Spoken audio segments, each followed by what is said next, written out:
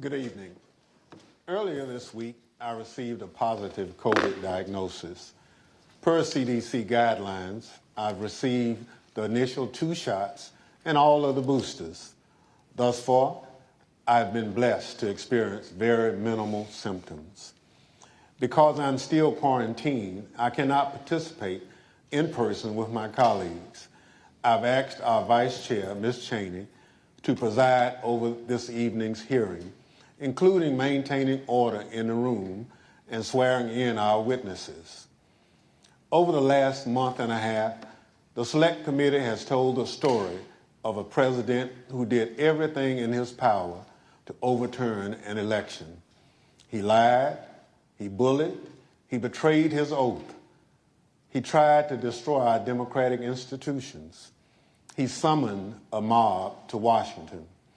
Afterward, on January 6th, when he knew that the assembled mob was heavily armed and angry, he commanded the mob to go to the Capitol, and he emphatically commanded the heavily armed mob to fight like hell. For the weeks between the November election and January 6th, Donald Trump was a force to be reckoned with. He shrugged off the factuality and legality correct, sober advice of his knowledgeable and sensible advisors. Instead, he recklessly blazed a path of lawlessness and corruption, the cost to which democracy be damned. And then he stopped. For 187 minutes on January 6th, this man of unbridled destructive energy could not be moved. Not by his aides, not by his allies, not by the violent chants of rioters or the desperate pleas of those facing down the riot. And more tellingly, Donald Trump ignored and disregarded the desperate pleas of his own family, including Ivanka and Don Jr.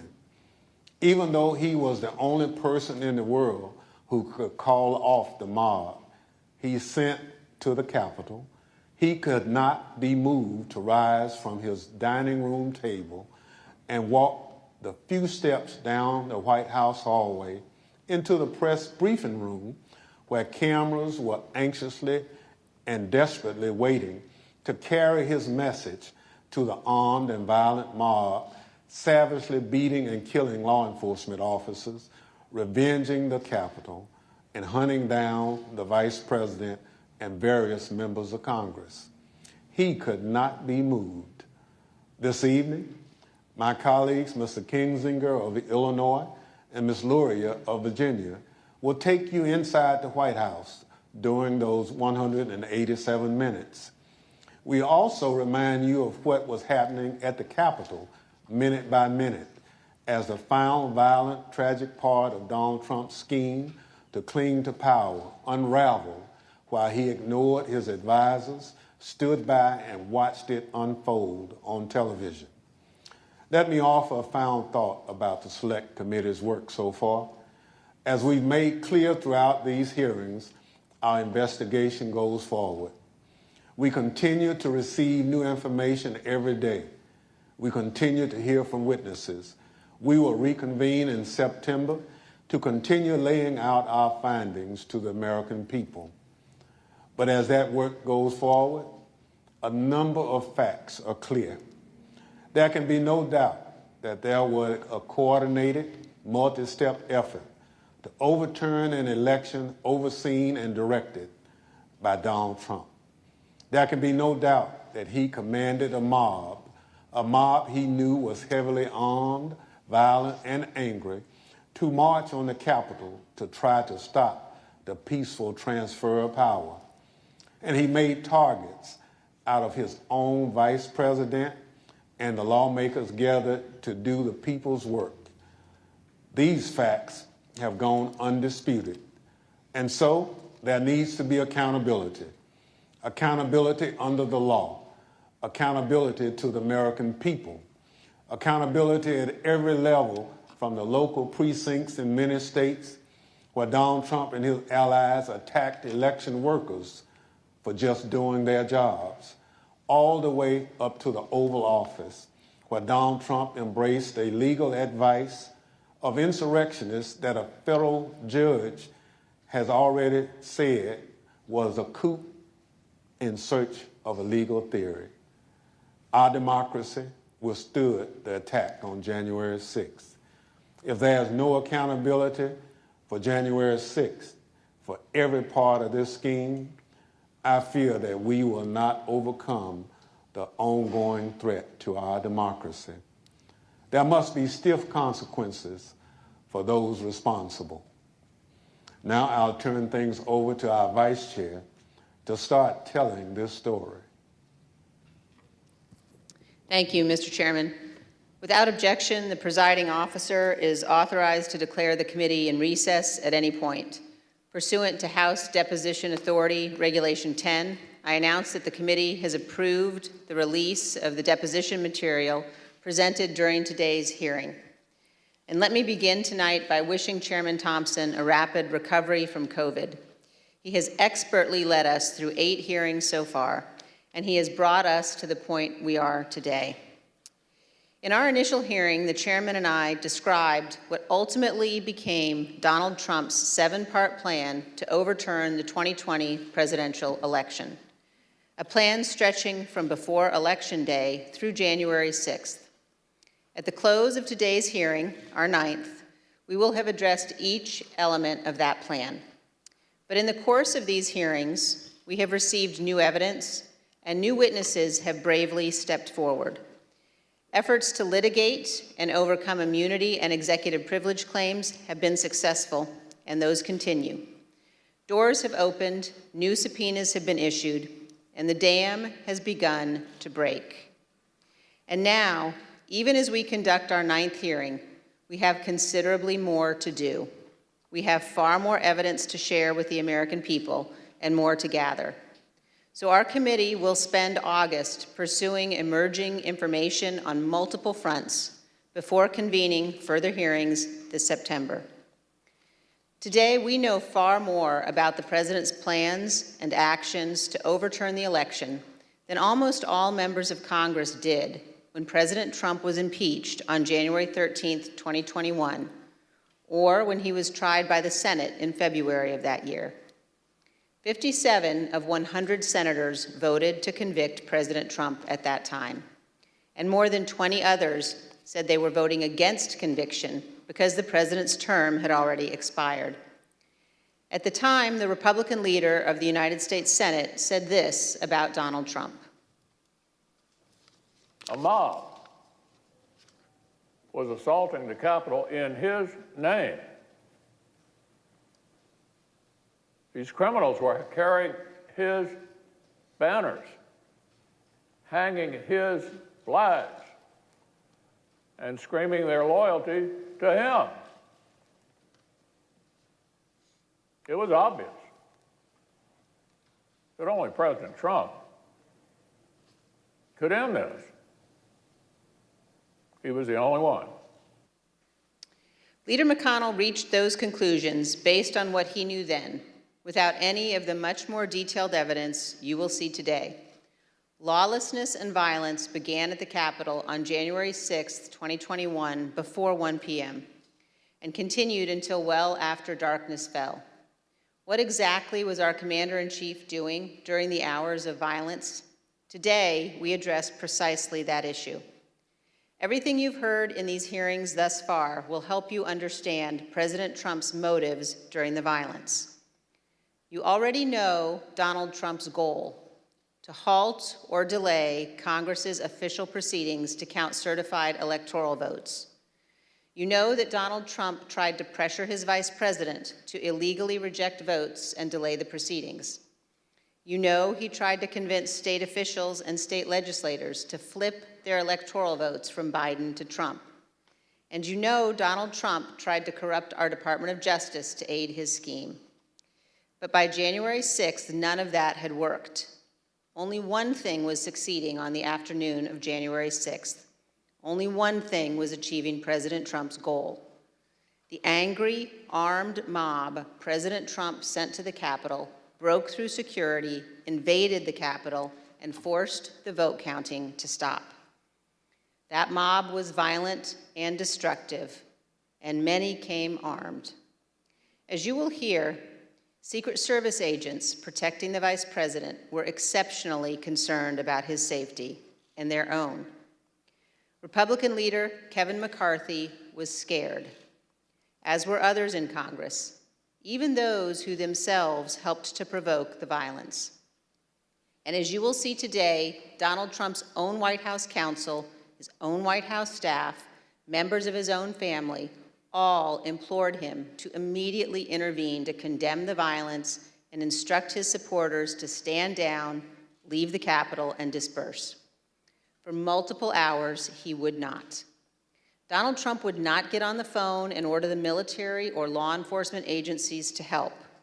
And for hours, Donald Trump chose not to answer the pleas from Congress, from his own party, and from all across our nation to do what his oath required. He refused to defend our nation and our Constitution. He refused to do what every American president must. In the days after January 6th, almost no one of any political party would defend President Trump's conduct, and no one should do so today. Thank you, and I now recognize the gentlewoman from Virginia. Thank you, Madam Vice Chair. Article 2 of our Constitution requires that the President swear a very specific oath every 4 years. Every President swears or affirms to faithfully execute the office of President of the United States and to the best of their ability preserve, protect, and defend the Constitution of the United States. The President also assumes the constitutional duty to take care that our nation's laws be faithfully executed, and is the commander-in-chief of our military. Our hearings have shown the many ways in which President Trump tried to stop the peaceful transfer of power in the days leading up to January 6th. With each step of his plan, he betrayed his oath of office and was derelict in his duty. Tonight, we will further examine President Trump's actions on the day of the attack on the Capitol. Early that afternoon, President Trump instructed tens of thousands of supporters at and near the Ellipse rally, a number of whom he knew were armed with various types of weapons, to march to the Capitol. After telling the crowd to march multiple times, he promised he would be with them and finished his remarks at 1:10 p.m. like this. We're going to walk down, and I'll be there with you. We're going to walk down. We're going to walk down anyone you want, but I think right here we're going to walk down to the Capitol. So let's walk down Pennsylvania Avenue. By this time, the Vice President was in the Capitol.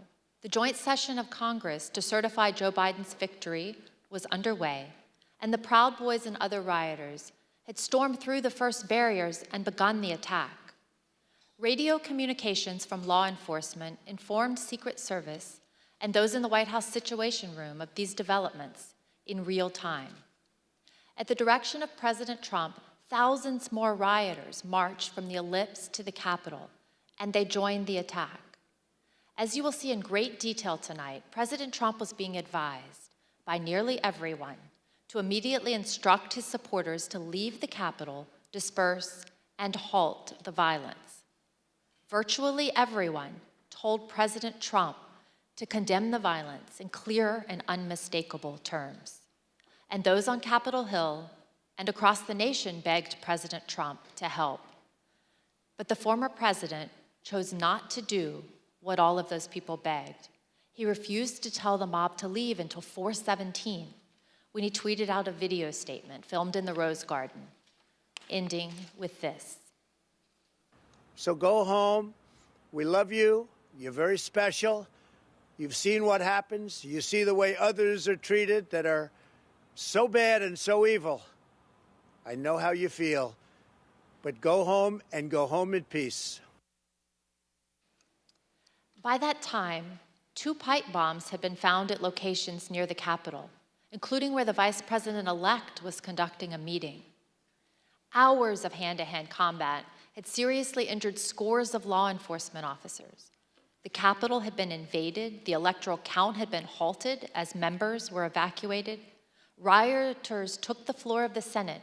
They rifled through desks and broke into offices, and they nearly caught up to Vice President Pence. Guns were drawn on the House floor, and a rioter was shot attempting to infiltrate the chamber. We know that a number of rioters intended acts of physical violence against specific elected officials. We know virtually all the rioters were motivated by President Trump's rhetoric that the election had been stolen, and they felt they needed to take their country back. This hearing is principally about what happened inside of the White House that afternoon. From the time when President Trump ended his speech until the moment when he finally told the mob to go home, a span of 187 minutes, more than 3 hours. What you will learn is that President Trump sat in his dining room and watched the attack on television, while his senior-most staff, closest advisors, and family members begged him to do what is expected of any American president. I served proudly for 20 years as an officer in the United States Navy. Veterans of our armed forces know firsthand the leadership that's required in a time of crisis, urgent and decisive action that puts duty and country first. But on January 6th, when lives and our democracy hung in the balance, President Trump refused to act because of his selfish desire to stay in power. And I yield to the gentleman from Illinois, Mr. Kinzinger. Thank you. Thank you, Ms. Loria. 1 week after the attack, Republican leader Kevin McCarthy acknowledged the simple truth. President Trump should have acted immediately to stop the violence. During our investigation, General Mark Milley, the chairman of the Joint Chiefs of Staff, also remarked on the president's failure to act. Let's hear what they had to say. The president bears responsibility for Wednesday's attack on Congress by mob rioters. He should have immediately denounced the mob when he saw what was unfolding. These facts require immediate action by President Trump. Yeah, you're the commander-in-chief. You got an assault going on the Capitol of the United States of America. And there's nothing. No call, nothing, zero. Like my colleague from Virginia, I'm a veteran. I served in the Air Force, and I serve currently in the Air National Guard. I can tell you that General Milley's reaction to President Trump's conduct is 100% correct, and so was Leader McCarthy's. What explains President Trump's behavior? Why did he not take immediate action in a time of crisis? Because President Trump's plan for January 6th was to halt or delay Congress's official proceeding to count the votes. The mob attacking the Capitol quickly caused the evacuation of both the House and the Senate. The count ground to an absolute halt and was ultimately delayed for hours. The mob was accomplishing President Trump's purpose, so of course he didn't intervene. Here's what will be clear by the end of this hearing. President Trump did not fail to act during the 187 minutes between leaving the ellipse and telling the mob to go home. He chose not to act. But there were hundreds that day who honored their oaths and put their lives on the line to protect the people inside the Capitol and to safeguard our democracy. Many of them are here tonight with us, and many more are watching from home. As you already know, and we'll see again tonight, their service and sacrifice shines a bright light on President Trump's dishonor and dereliction of duty. I yield to the Vice Chair. Thank you very much, Mr. Kinzinger. I'd like to begin by welcoming our witnesses this evening. Tonight we're joined by Mr. Matthew Pottinger. Mr. Pottinger is a decorated former Marine intelligence officer who served this nation on tours of duty in Afghanistan and Iraq. He served in the Trump White House from the first day of the administration through the early morning hours of January 7th, 2021. The last role in which he served in the White House was as Deputy National Security Advisor to the President of the United States. We're also joined by Sarah Matthews. Ms. Matthews started her career in communications, working on Capitol Hill. serving on the Republican staffs of several House committees. She then worked as Deputy Press Secretary for President Trump's re-election campaign before joining the Trump White House in June of 2020. She served there as Deputy Press Secretary and Special Assistant to the President until the evening of January 6, 2021. I will now swear in our witnesses. The witnesses will please stand and raise their right hands. Do you swear or affirm, under penalty of perjury, that the testimony you are about to give is the truth, the whole truth, and nothing but the truth? So help you God. Thank you. You may be seated, and let the record reflect that the witnesses answered in the affirmative. Thank you both again for being here tonight. Mr. Pottinger, thank you for your service to the nation as well as for joining us this evening. Can you please briefly explain what your responsibilities were as Deputy National Security Advisor to the President? Thank you, Madam Vice Chair. When I started at the White House, I was a senior director for Asia on the National Security Council staff, so that was a job that involved helping coordinate the President's Asia policy. I supported the President when he met or interacted with Asian leaders. Later, 2019, I was promoted to the job of Deputy National Security Advisor. In that role, I was the chairman of the Deputies Committee. That's an NSC meeting of all of the deputy cabinet secretaries. We would settle important matters of national policy related to our national security, and we would also tee up options for the President and for his cabinet members. It was, I felt then, as I do now, that it was a privilege to serve in the White House.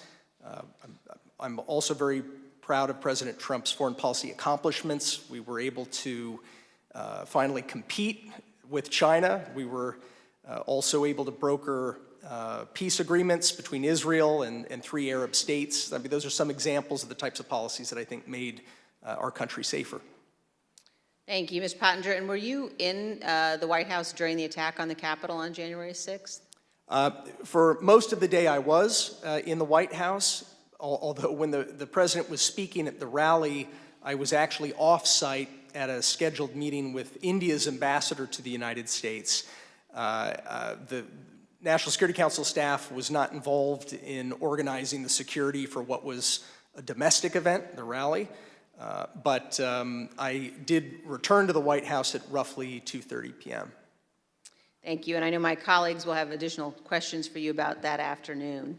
Let me turn now to you, Ms. Matthews. How did you come to join President Trump's White House staff? Thank you, Madam Vice Chair. As you outlined, I am a lifelong Republican, and I joined the Trump re-election campaign in June of 2019. I was one of the first communications staffers actually on board for his re-election campaign. And during that time, I traveled all around the country and met Kayleigh McEnany, who was also working on his re-election campaign.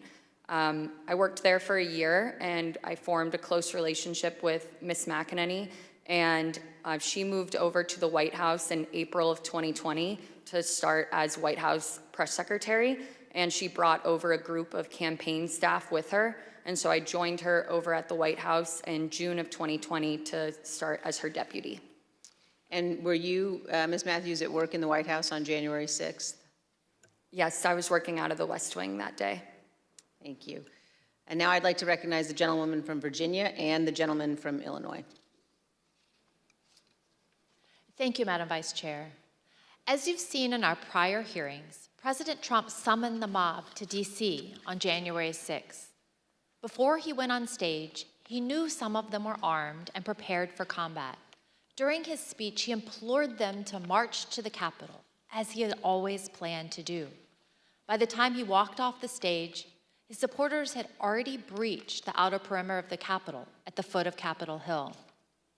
Since our last hearings, we've received new testimony from a security professional working in the White House complex on January 6th, with access to relevant information and responsibility to report to national security officials. This security official told us that the White House was aware of multiple reports of weapons in the crowd that morning. We as a committee are cognizant of the fear of retribution expressed by certain national security witnesses who have come forward to tell the truth. We've therefore taken steps to protect this national security individual's identity. Listen to this clip from their testimony. What was the consistent message from the people about this idea of the president to walk to the Capitol? To be completely honest, we were all in a state of shock. Because why? Because it's just, one, I think the actual physical feasibility of doing it, and then also we all knew what that indicated and what that meant, that this was no longer a rally, that this was going to move to something else if he physically walked to the Capitol. I don't know if you want to use the word insurrection, coup, whatever. We all knew that this would move from a normal, democratic, public event into something else. What was driving that sentiment, considering this part of it, the actual breach of the Capitol, hadn't happened yet? Why were we alarmed? Right. The president wanted to lead tens of thousands of people to the Capitol. I think that was enough grounds for us to be alarmed. Even though he understood many of his supporters were armed, the president was still adamant to go to the Capitol when he got off the stage at the Ellipse. But his Secret Service detail was equally determined to not let him go. That led to a heated argument with the detail that delayed the departure of the motorcade to the White House. We have evidence from multiple sources regarding an angry exchange in the presidential SUV, including testimony we will disclose today from two witnesses who confirmed that a confrontation occurred. The first witness is a former White House employee with national security responsibilities. After seeing the initial violence at the Capitol on TV, the individual went to see Tony Ornato, the deputy chief of staff in his office. Mr. Ornato was there with Bobby Engel, the president's lead Secret Service agent.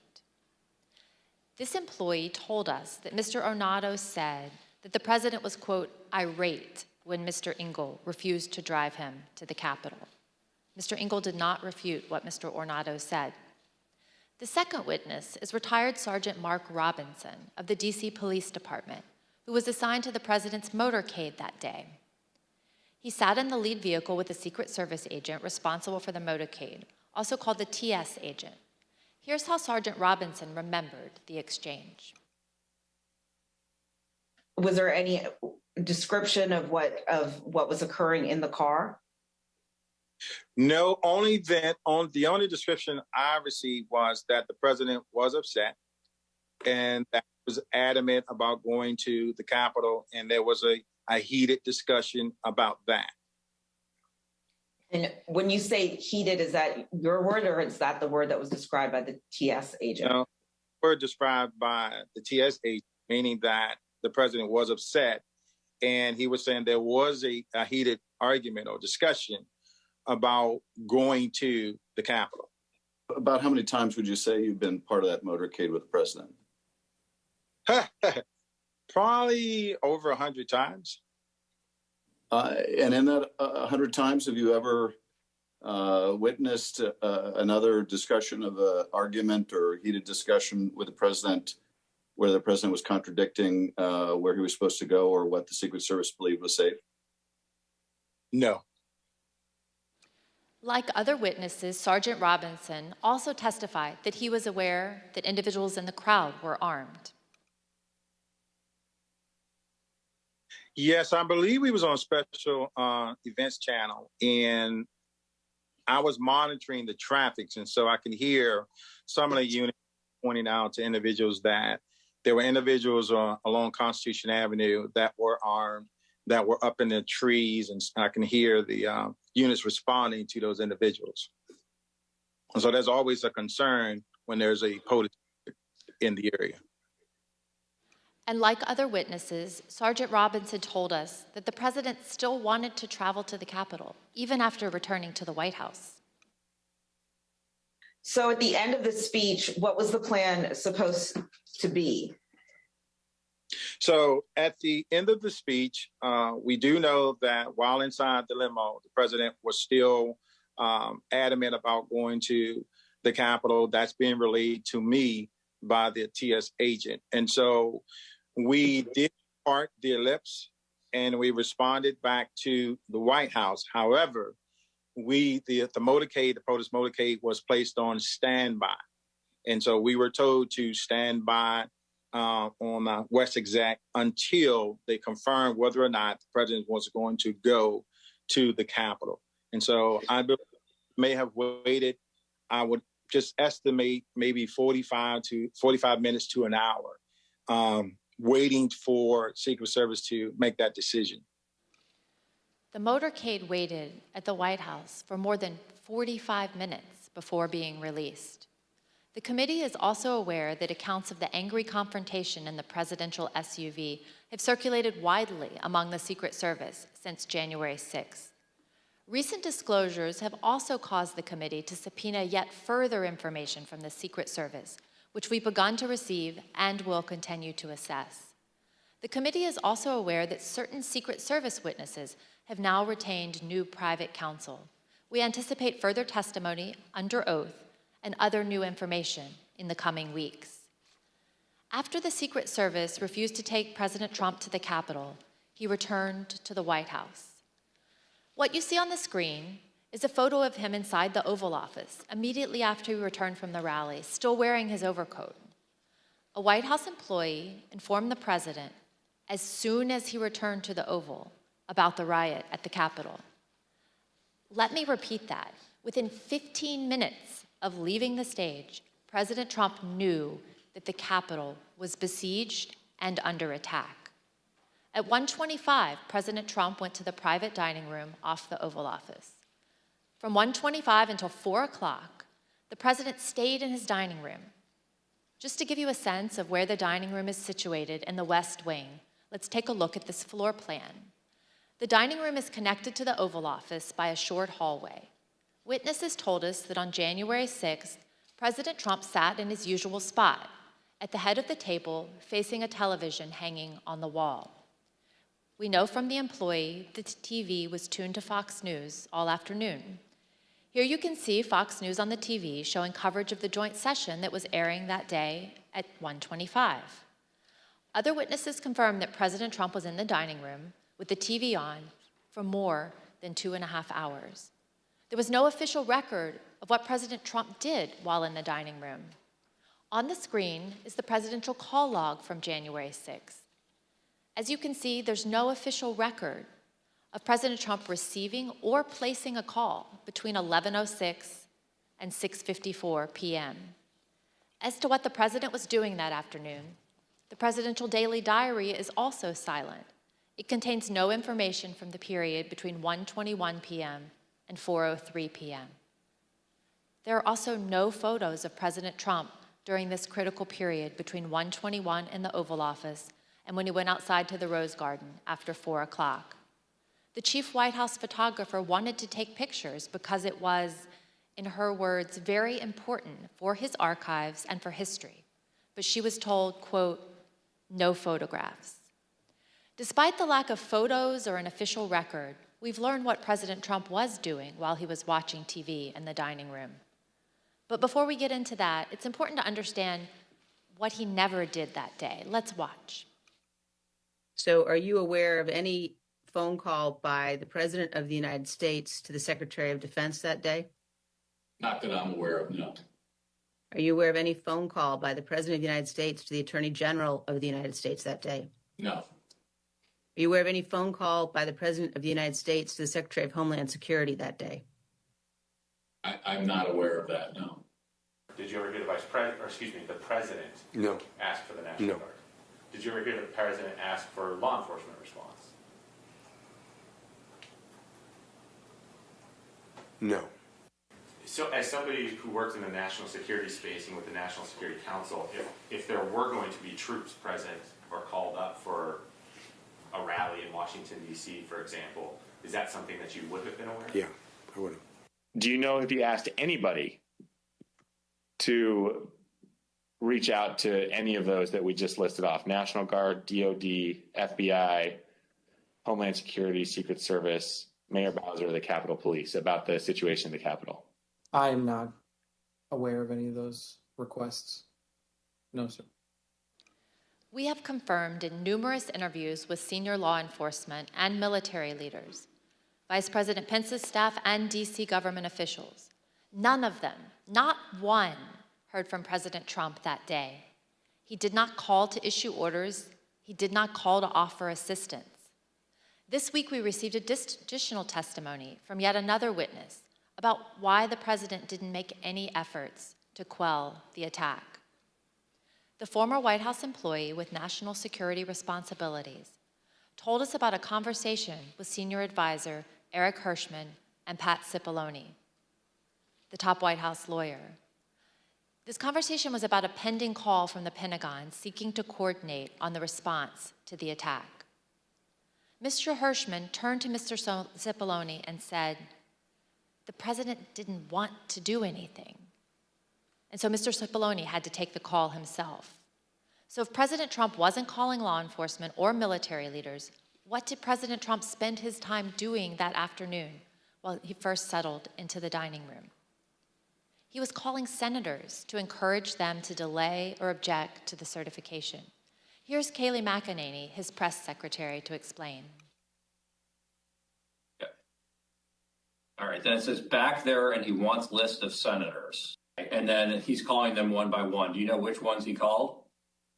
To the best of my recollection, no. As I say in my notes, he wanted a list of the senators, and I left him at that point. Because the presidential call log is empty, we do not yet know precisely which senators President Trump was calling. But we do know from Rudy Giuliani's phone records that President Trump also called him at 1:39, after he had been told that the riot was underway at the Capitol. Mr. Giuliani was President Trump's lead election attorney. According to the phone records, the president's call with him lasted approximately 4 minutes. Recall that Fox News was on in the dining room. Let's take a look at what was airing as this call was ending.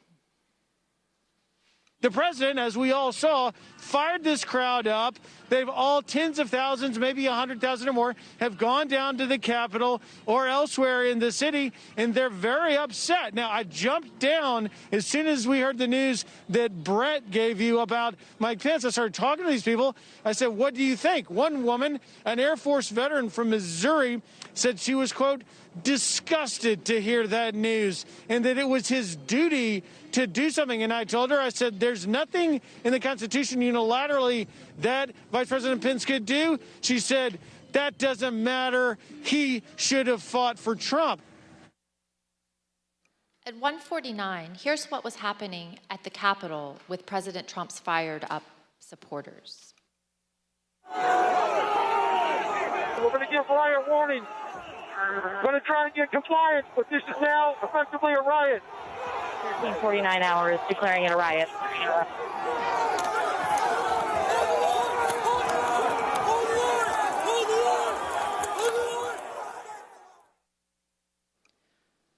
What did President Trump do at 1:49 as the DC police at the same time were declaring a riot at the Capitol? As you can see on the screen, he tweeted out a link to the recording of his ellipse speech.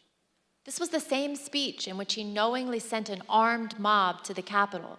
But President Trump made no comment about the lawlessness and the violence. I yield to the gentleman from Illinois.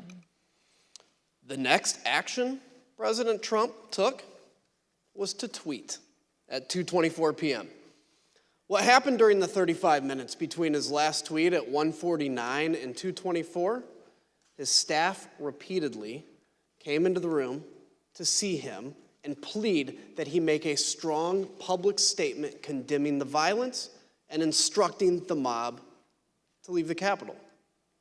He did not relent until after 4 o'clock when he went out to go to the Rose Garden to film his now infamous go home message. Pat Cipollone was a top White House lawyer. Here's what he told us about his reaction to seeing the violence and his advice throughout the afternoon. When did you first realize that there was actual violence or rioting? I first realized that it may have been on television, or it may have been Tony, or it may have been Bill, but I found out that people were they weren't in the Capitol yet, but they were, and then I started watching it, and then I was aware. What specifically did you think needed to be done? I think I was pretty clear there needed to be an immediate and forceful response statement, public statement that people need to leave the Capitol now. My question is exactly that. That it sounds like you, from the very onset of violence at the Capitol, right around 2 o'clock, were pushing for a strong statement that people should leave the Capitol. Is that right? I was, and others were as well. Okay. Pat, you said that you expressed your opinion forcefully. Could you tell us exactly how you did that? Yeah, I can't. Don't have. I have to. On the privilege issue, I can't talk about conversations with the president, but I can generically say that I said, people need to be told. There needs to be a public announcement fast that they need to leave the Capitol. And Pat, could you let us know approximately when you said that? Approximately when? Almost immediately after I found out people were getting into the Capitol or approaching the Capitol in a way that was violent. Do you remember any discussion with Mark Meadows with respect to his view that the president didn't want to do anything, was somehow resistant to wanting to say something along the lines that you suggest? And it's not just to be clear, many people suggested it. Not just me. Many people felt the same way. I'm sure I had conversations with Mark about this during the course of the day and expressed my opinion very forcefully that this needs to be done. So your advice was tell people to leave the Capitol, and it took over 2 hours when there were subsequent statements made, tweets put forth that in your view were insufficient. Did you continue, Mr. Cipollone, throughout the period of time up until 4/17, continue, you and others, to push for a stronger statement? Yes. Were you joined in that effort by Ivanka Trump? Yes. By Eric Hershey? Yes. By Mark Meadows? Yes. White House counsel's office wanted there to be a strong statement out to condemn the rioters. I'm confident in that. I'm confident that Ivanka Trump wanted there to be a strong statement to condemn the rioters.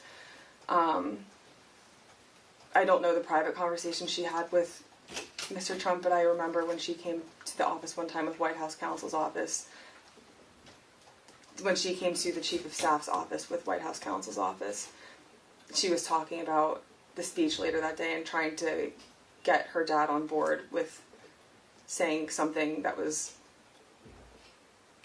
more direct than he had wanted to at the time and throughout the afternoon. And I think Mark also I remember him getting Ivanka involved because it's like, get Ivanka down here because he thought that would be important. I don't think Jared was there in the morning, but I think he came later. I remember thinking it was important to get him in there too. And of course, Pat Philbin, was expressing the same things. I mean, Pat Philbin, was very, as I said, I don't think there was one of these meetings where there might have been, but for the most part, I remember that both of us going down together, going back, getting on phone calls. He was also very clearly expressing this view. Pat Cipollone and Cassidy Hutchinson, an aide to Chief of Staff Mark Meadows, also told us about the Hang Mike Pence chants. As you will see, Mr. Cipollone recalled conversations about those chants in the West Wing, but he relied on executive privilege to maintain confidentiality over his and others' direct communications with the president. Although Mr. Cipollone was unwilling to provide more detail, Ms. Hutchison provided more explicit information, filling in those blanks. See that for yourself. It wasn't until Mark hung up the phone, handed it back to me. I went back to my desk. A couple minutes later, him and Pat came back, possibly Eric Hirschman too. I'm pretty sure Eric Hirschman was there. But I'm confident it was Pat that was there. I remember Pat saying something to the effect of, Mark, we need to do something more. They're literally calling for the vice president to be effing hung. And Mark had responded something to the effect of, "You heard him, Pat. He thinks Mike deserves it. He doesn't think they're doing anything wrong." To which Pat said something, "This is effing crazy. We need to be doing something more." Briefly stepped into Mark's office. Do you remember any discussion at any point during the day about rioters at the Capitol chanting, "Hang Mike Pence"? Yes, I remember hearing that about that. Yes. Yeah. I don't know if I observed that myself on TV. I'm just curious. I understand the privilege line you've drawn, but do you remember what you can share with us about the discussion about those chants, the "Hang Mike Pence" chants?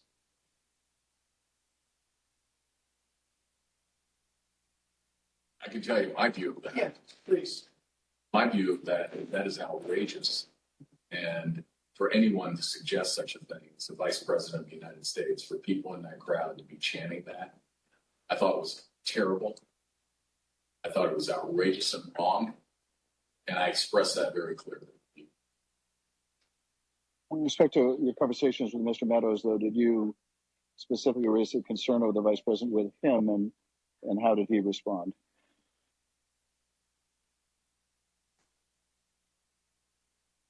I believe I raised a concern about the Vice President, and I again, the nature of his response, without recalling exactly, was people were doing all that they could.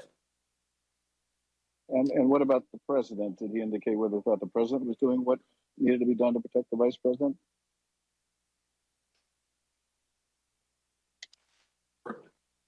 Yeah, just sir. That question. For production meeting, yeah. Okay. I'm being instructed on it. I see. In addition, Mr. Cipollone testified that it would have been feasible, as commentators on television were suggesting, for President Trump to immediately appear at the podium in the press room to address the nation. Would it have been possible at any moment for the president to walk down to the podium in the briefing room and talk to the nation at any time between when you first gave him that advice at 2:00 and 4:17 when the video statement? Would that have been possible? Would it have been possible? Yes. Yes, it would have been possible. We just heard Mr. Cipollone say that President Trump could have gone to the press briefing room to issue a statement at any moment. To give you a sense of just how easy that would have been, let's take a look at a map of the West Wing. As we saw earlier, the president's private dining room is at the bottom of the map. The press briefing room is at the top, highlighted in blue.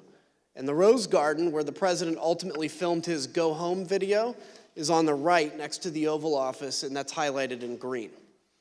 Ms. Matthews, how quickly could the president have gotten on camera in the press briefing room to deliver a statement to the nation? So as you outlined, it would take probably less than 60 seconds from the Oval Office dining room over to the press briefing room. And for folks that might not know, the briefing room is the room that you see the White House press secretary do briefings from, with the podium and the blue backdrop. And there's a camera that is on in there at all times. And so if the president had wanted to make a statement and address the American people, he could have been on camera almost instantly. And conversely, the White House press corps has offices that are located directly behind the briefing room. And so if he had wanted to make an address from the Oval Office, we could have assembled the White House press corps probably in a matter of minutes to get them into the Oval for him to do an on-camera address. Thank you. Other witnesses have given us their views on that question. For example, General Keith Kellogg told us that some staff were concerned that a live appearance by the president at the microphones at that moment could actually make matters worse. He told us he recommended against doing a press conference because during his 4 years in the Trump administration, quote, there wasn't a single clean press conference we had had. President Trump's advisors knew his state of mind at that moment, and they were worried about what he would say in unscripted comments. I yield to the gentlewoman from Virginia. Thank you. As you've heard, by 2 o'clock, multiple staff members in the White House recognized that a serious situation was underway at the Capitol. Personally, I recall being evacuated from the House office building where we're sitting. before this time. And it was due to the discovery of 2 pipe bombs in nearby buildings. Ms. Matthews, around the same time, you were watching the violence unfold on television and social media with colleagues, including with Ben Williamson, a senior aide to Mark Meadows and the acting director of communications. You told us that before President Trump sent his next tweet at 2:24, Mr. Williamson got up to go see Mr. Meadows, and you got up to go see Kayleigh McEnany. Why did you both do that? So Ben and I were watching the coverage unfold from one of the offices in the West Wing, and we both recognized that the situation was escalating, and it was escalating quickly, and that the president needed to be out there immediately to tell these people to go home and condemn the violence that we were seeing. So I told him that I was going to make that recommendation to Kayleigh, and he said he was going to make the same recommendation to the Chief of Staff, Mark Meadows. Thank you. And one of your colleagues in the press office, Judd Deere, told us he also went to see Ms. McEnany at that time. Let's hear what he said about this critical period of time, right as the rioters were getting into the Capitol. And why did you think it was necessary to say something? Well, I mean, it appears that individuals are storming the U.S. Capitol building. They also appear to be supporters of Donald Trump who may have been in attendance at the rally. We're going to need to say something. And did you have a view as to what should be said by the White House? If I recall, I told Kayleigh that I thought that we needed to encourage individuals to stop, to respect law enforcement, and to go home. Although President Trump was aware of the ongoing riot, he did not take any immediate action to address the lawlessness. Instead, at 2:03, he called Rudy Giuliani again, and that call lasted for over 8 minutes. Moments later, at 2:13, rioters broke into the Capitol itself. One of the Proud Boys charged with seditious conspiracy, Dominic Pizzola, used an officer's shield to smash a window, and rioters flooded into the building.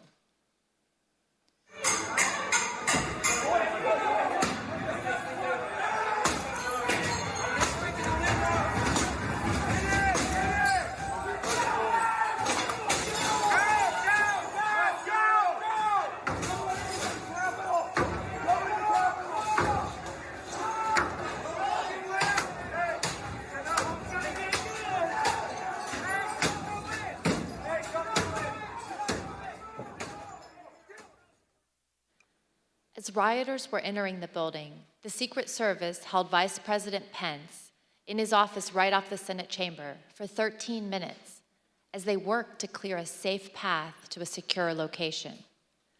Now listen to some of that radio traffic and see what they were seeing as the protesters got just feet away from where the Vice President was holding.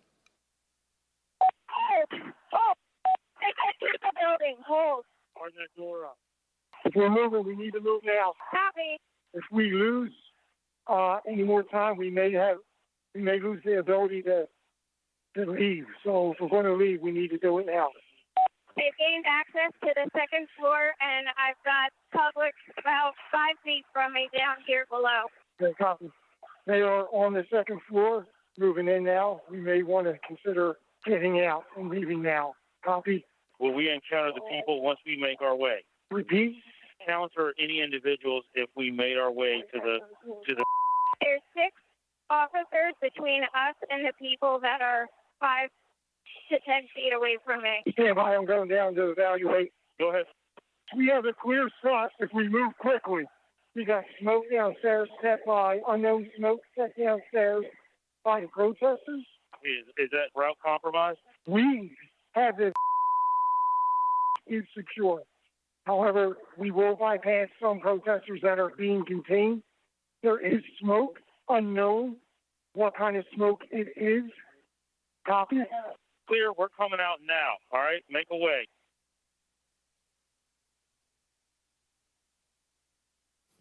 The President's National Security Council staff was listening to these developments and tracking them in real time. On the screen, you can see excerpts from the chat logs among the President's National Security Council staff. At 2:13, the staff learned that the rioters were kicking in the windows at the Capitol. 3 minutes later, the staff said the Vice President was being pulled, which meant agents evacuated him from the Senate floor. At 2:24, the staff noted that the Secret Service agents at the Capitol did not, quote, sound good right now. Earlier, you heard from a security professional who had been working in the White House complex on January 6th with access to relevant information and a responsibility to report to national security officials. We asked this person, what was meant by the comment that the Secret Service agents did not, quote, sound good right now? In the following clip of that testimony, which has been modified to protect the individual's identity, the professional discusses what they heard from listening to the incoming radio traffic that day. Okay, that last entry in this page is service to the Capitol does not sound good right now. Correct. What does that mean? The members of the VP detail at this time were starting to fear for their own lives. There was a lot of yelling, a lot of very personal calls over the radio. So it was disturbing. I don't like talking about it, but there were calls to say goodbye to family members, so on and so forth. It was getting, for whatever the reason was on the ground, the VP detail thought that this was about to get very ugly. And did you hear that over the radio? Correct. Okay. What was the response by the agents, Secret Service agents who were there? Everybody kept saying, at that point it was just reassurances, or I think there were discussions of reinforcements coming, but again, it was just chaos. They were just yelling. Obviously, you conveyed the disturbing, but what prompted you to put it into an entry, as it states there, service to the Capitol? If they're running out of options and they're getting nervous, it sounds like that we came very close to either service having to use lethal options or worse. Like at that point, I don't know. Is the VP compromised? Is the detail I don't know. Like we didn't have visibility, but it doesn't. If they're screaming and saying things like say goodbye to the family, like the floor needs to know this is going to a whole nother level soon. As this next video shows, the rioters' anger was focused primarily on Vice President Mike Pence. This woman comes up to the side of us and she says, Pence folded. So it was kind of like, okay, well, in my mind, I was thinking, well, that's it, Well, my son-in-law looks at me and he says, I want to go in. What percentage of the crowd is going to the Capitol? 100%. It is spread like wildfire that Pence has betrayed us and everybody's marching on the Capitol, all 1 million of us. It's insane. Stick up for Donald Trump. Mike Pence traitor. Mike Pence has screwed us, in case you haven't heard yet. What happened? What happened? I keep hearing that Mike Pence has screwed us. That's the word. I keep hearing reports that Mike Pence has screwed us. Did people appear angry as you were walking to the Capitol? Yeah, a lot of people seem like they're very upset. Tell us some of the things they were saying, if you recall. Oh, they were saying all types. People were screaming all types of stuff. They were mad that Vice President Pence was going to accept the electorals. It was a little. If you could think it up, you were hearing it. I believe that Vice President Pence was going to certify the electoral votes or not certify them, but I guess that's just changed, correct? And it's a very big disappointment. I think there's several 100,000 people here that are very disappointed. President Trump did not try to calm his thousands of disappointed supporters. Instead, at almost the same moment violence was getting completely out of hand, Donald Trump sent his 224 tweet. The president said, Mike Pence didn't have the courage to do what should have been done to protect our country and our Constitution. Despite knowing the Capitol had been breached and the mob was in the building, President Trump called Mike Pence a coward and placed all the blame on him for not stopping the certification. He put a target on his own vice president's back. Mr. Pottinger and Ms. Matthews, when we ask you about your reaction to seeing the 224 tweet in real time, you both used the same imagery to describe it. President Trump was adding fuel to the fire. Mr. Pottinger, you made the decision to resign after seeing this tweet. Can you please tell us why? Yes. So that was pretty soon after or shortly before I'd gotten back to the White House. I'd come from off-site. I began to see for the first time those images on TV of the chaos that was unfolding at the Capitol. One of my aides handed me a sheet of paper that contained the tweet that you just read. I read it and was quite disturbed by it. I was disturbed and worried to see that the president was attacking Vice President Pence for doing his constitutional duty. So the tweet looked to me like the opposite of what we really needed at that moment, which was a de-escalation. And that's why I had said earlier that it looked like fuel being poured on the fire. So that was the moment that I decided that I was going to resign, that would be my last day at the White House. I simply didn't want to be associated with the events that were unfolding on the Capitol. Thank you. And Ms. Matthews, what was your reaction to the president's tweet about Vice President Pence?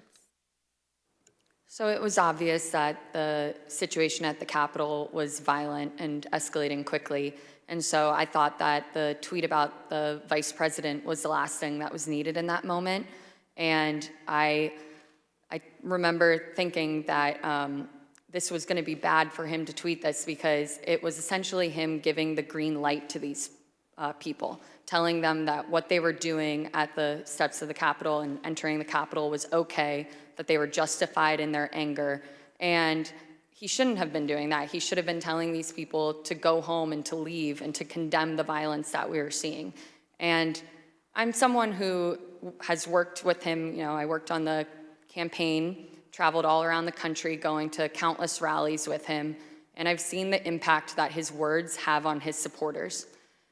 They truly latch on to every word and every tweet that he says, and so I think that in that moment, for him to tweet out the message about Mike Pence, it was him pouring gasoline on the fire and making it much worse. Thank you both. And let's watch what others also told us about their reactions to this tweet. I don't remember when exactly I heard about that tweet, but my reaction to it is that's a terrible tweet, and I disagreed with the sentiment, and I thought it was wrong. What was your reaction when you saw that tweet?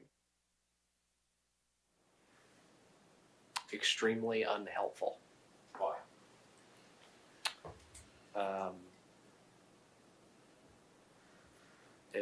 It wasn't the message that we needed at that time. It wasn't going to. The scenes at the U.S. Capitol were only getting worse at that point. This was not going to help that. Were you concerned it could make it worse? Certainly. Ms. Hutchinson, what was your reaction when you saw this tweet? As a staffer that worked to always represent the administration to the best of my ability and to showcase the good things that he had done for the country, I remember feeling frustrated, disappointed, and really, it felt personal. It was really sad. As an American, I was disgusted. It was unpatriotic. It was un-American. We were watching the Capitol building get defaced over a lie. As you will see, at 2:26, the Vice President had to be evacuated to safety a second time and came within 40 feet of the rioters. The attack escalated quickly right after the tweet.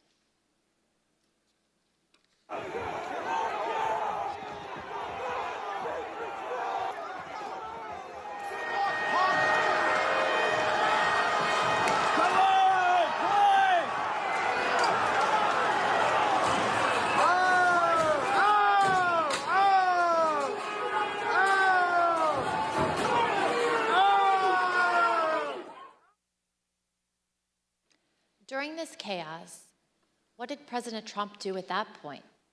He went back to calling senators to try to further delay the electoral count. While the Vice President was being evacuated from the Senate, President Trump called Senator Tommy Tuberville, one of his strongest supporters in the Senate. As Senator Tuberville later recalled, he had to end the call so that he could evacuate the Senate chamber himself. Let's listen. He didn't call my phone, called somebody else, and they handed it to me. And I basically told him, I said, Mr. President, we're not doing much work here right now because they just took our vice president out. And matter of fact, I'm going to have to hang up on you.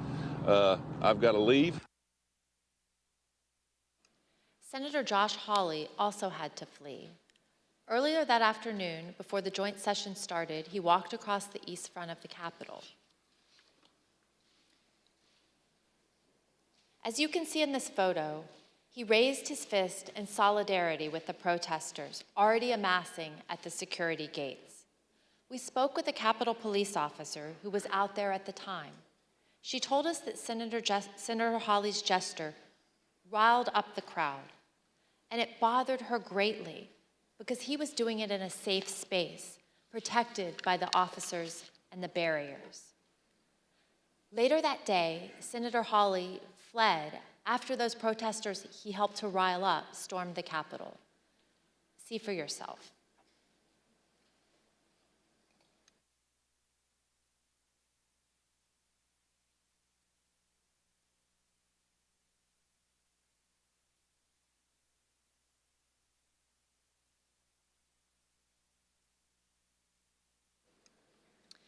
Think about what we've seen.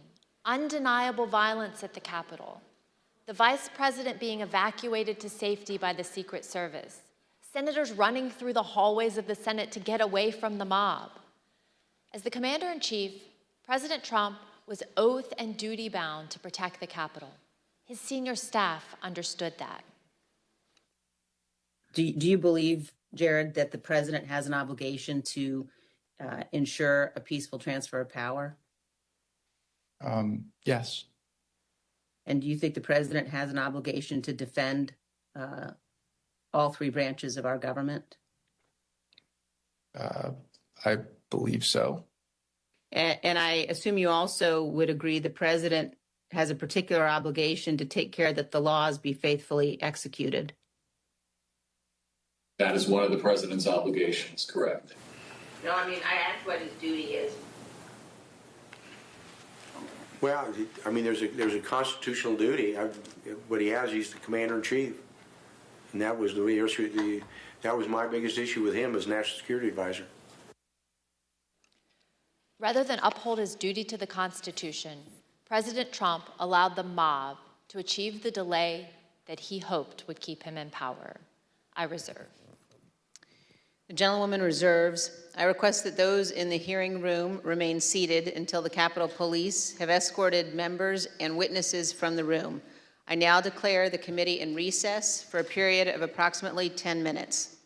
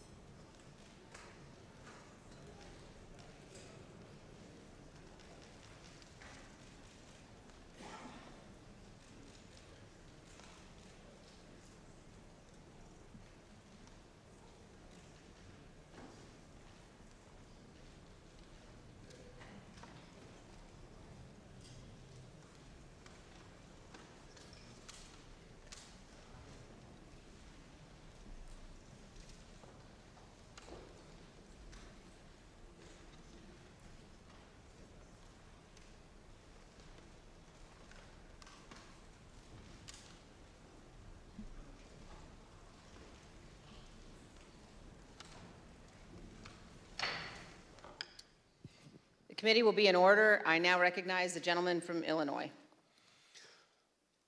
We left at the recess just after President Trump's 224 tweet attacking the vice president. By this time, the president had been in his dining room for an hour. I want you to just think of what you would have done if you were in his shoes and had the power to end the violence. You would have immediately and forcefully told the rioters to stop and leave. Like, stop and leave. Done. As you heard, that's exactly what his senior staff had been urging him to do. But he resisted, and he kept resisting for another almost 2 hours. In the meantime, all the president did was post 2 tweets, one at 2:38 and the other at 3:13. One said, quote, "Stay peaceful." The other said, quote, "Remain peaceful." But the president already knew that the mob was attacking the police and had invaded the Capitol. Neither tweet condemned the violence or told the mob to leave the Capitol and disperse. To appreciate how obvious it was that President Trump was not meeting this moment, it's helpful to look at the real-time reactions of his own son, Don Jr., to the first tweet, captured in a series of text messages with Mark Meadows. I'll warn the audience that these messages contain some strong language. As you can see, Don Jr. first texted Mr. Meadows at 2:53. He wrote, "He's got to condemn this shit ASAP. The Capitol Police tweet is not enough." Mr. Meadows replied, "I am pushing it hard. I agree." Don Jr. responded, "This is one you go to the mattresses on. They will try to fuck his entire legacy if it gets worse." Here's what Don Jr. told us he meant by go to the mattresses.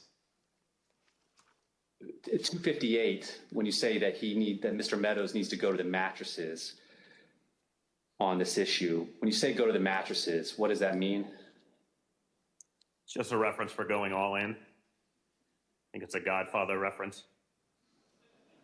Sean Hannity agreed, and he also turned to Mark Meadows for help after the president's second tweet.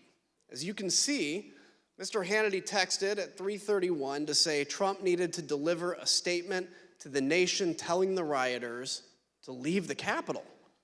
Mr. Meadows responded that he was, quote, on it. Don Jr. and Sean Hannity were not the only ones who implored Mr. Meadows to get the president to speak to the nation and tell the mob to leave, to go home, go home. Throughout the attack, Mr. Meadows received texts from Republican members of Congress, from current and former Trump administration officials, from media personalities, and from friends. Like President Trump's staff, they knew President Trump had to speak publicly to get the mob to stop. Let's look at just a few of these text messages. Fox News personality Laura Ingraham said, "The president needs to tell the people in the Capitol to go home." Former Chief of Staff Mick Mulvaney urged Mark, he needs to stop this now. Fox News personality Brian Kilmeade said, "Please get him on TV, destroying everything that you guys have accomplished." When we interviewed White House counsel Pat Cipollone, he told us that he knew the president's 2 tweets were not enough. Let's listen to what he said. I think the question is, did you believe that the tweets were not anything about your advice to the president? No, I believe more needed to be done. Okay. I believed that a public statement needed to be made. When you talk about others on the staff thinking more should be done, or thinking that the president needed to tell people to go home, who would you put in that category? Well, I would put Pat Philbin, Eric Hirschman, overall Mark Meadows, Ivanka, once Jared got there, Jared, General Kellogg.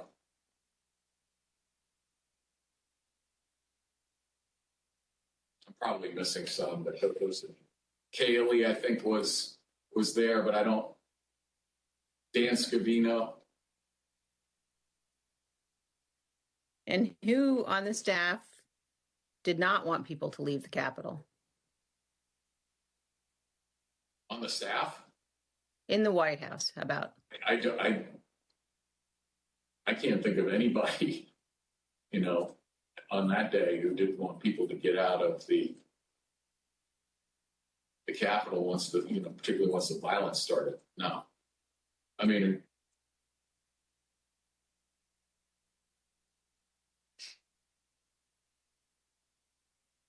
What about the president? Yeah. she said the staff. So I answered. No, I said in the White House. Oh, I'm sorry. I apologize. I thought you said who else on the staff.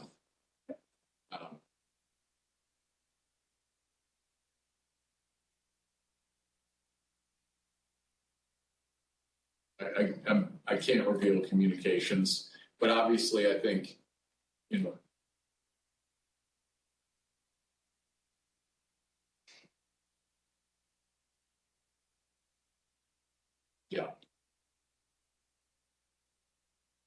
Let's pause on that last statement. Although Pat Cipollone is being careful about executive privilege, there really is no ambiguity about what he said. Almost everybody wanted President Trump to instruct the mob to disperse. President Trump refused. To understand how inadequate the president's tweets were, let's examine his 238 tweet in more detail. For context, here's what was happening at that time.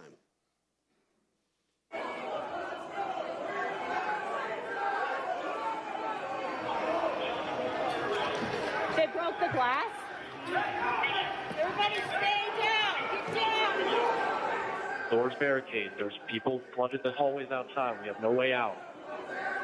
We were just told that there has been tear gas in the rotunda, and we're being instructed to each of us get gas masks.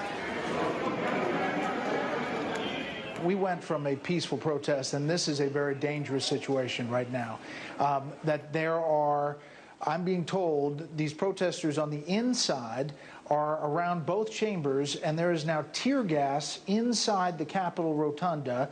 In fact, members locked in the House are being instructed to put on masks. Ms. Matthews, after President Trump's tweet about Vice President Pence, you told us you spoke to, immediately, you spoke to Kayleigh McEnany. What did you tell her, and where did she go afterwards? After the tweet about the vice president, I found Kayleigh and told her that I thought the president needed to immediately send out a tweet that condemned the violence that we were seeing, and that there needed to be a call to action to tell these people to leave the Capitol. And she agreed and walked over to the Oval dining room to find the president. We interviewed Ms. McEnany and others who were in the dining room with the president, urging him to put out a statement. Ms. Matthews, Ms. McEnany told us she came right back to the press office after meeting with the president about this particular tweet. What did she tell you about what happened in that dining room?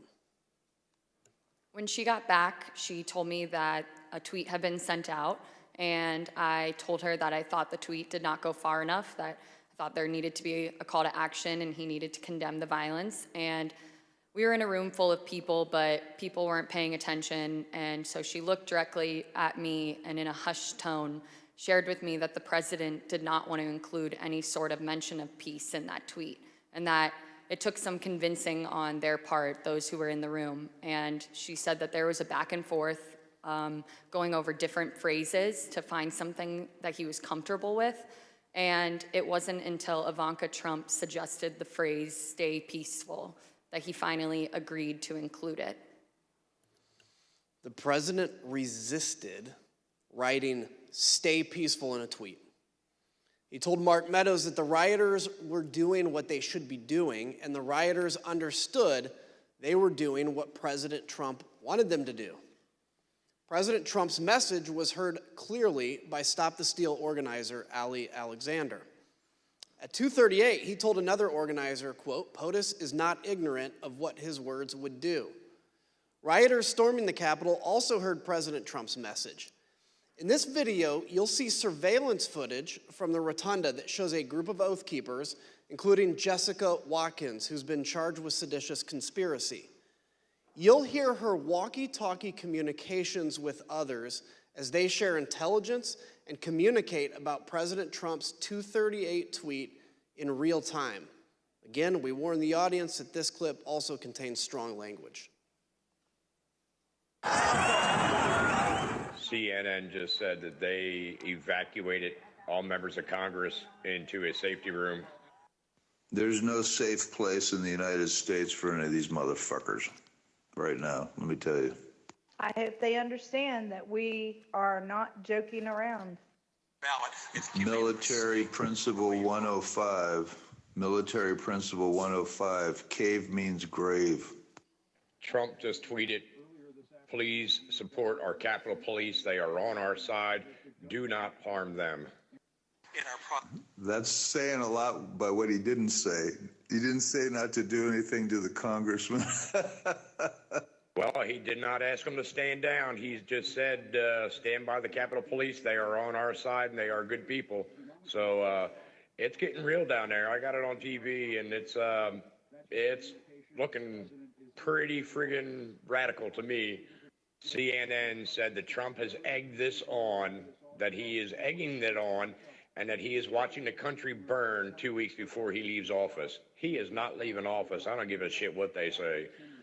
We are in the mezzanine. We are in the main dome right now. We are rocking it. They're throwing grenades. They're freaking shooting people with paintballs, but we're in here.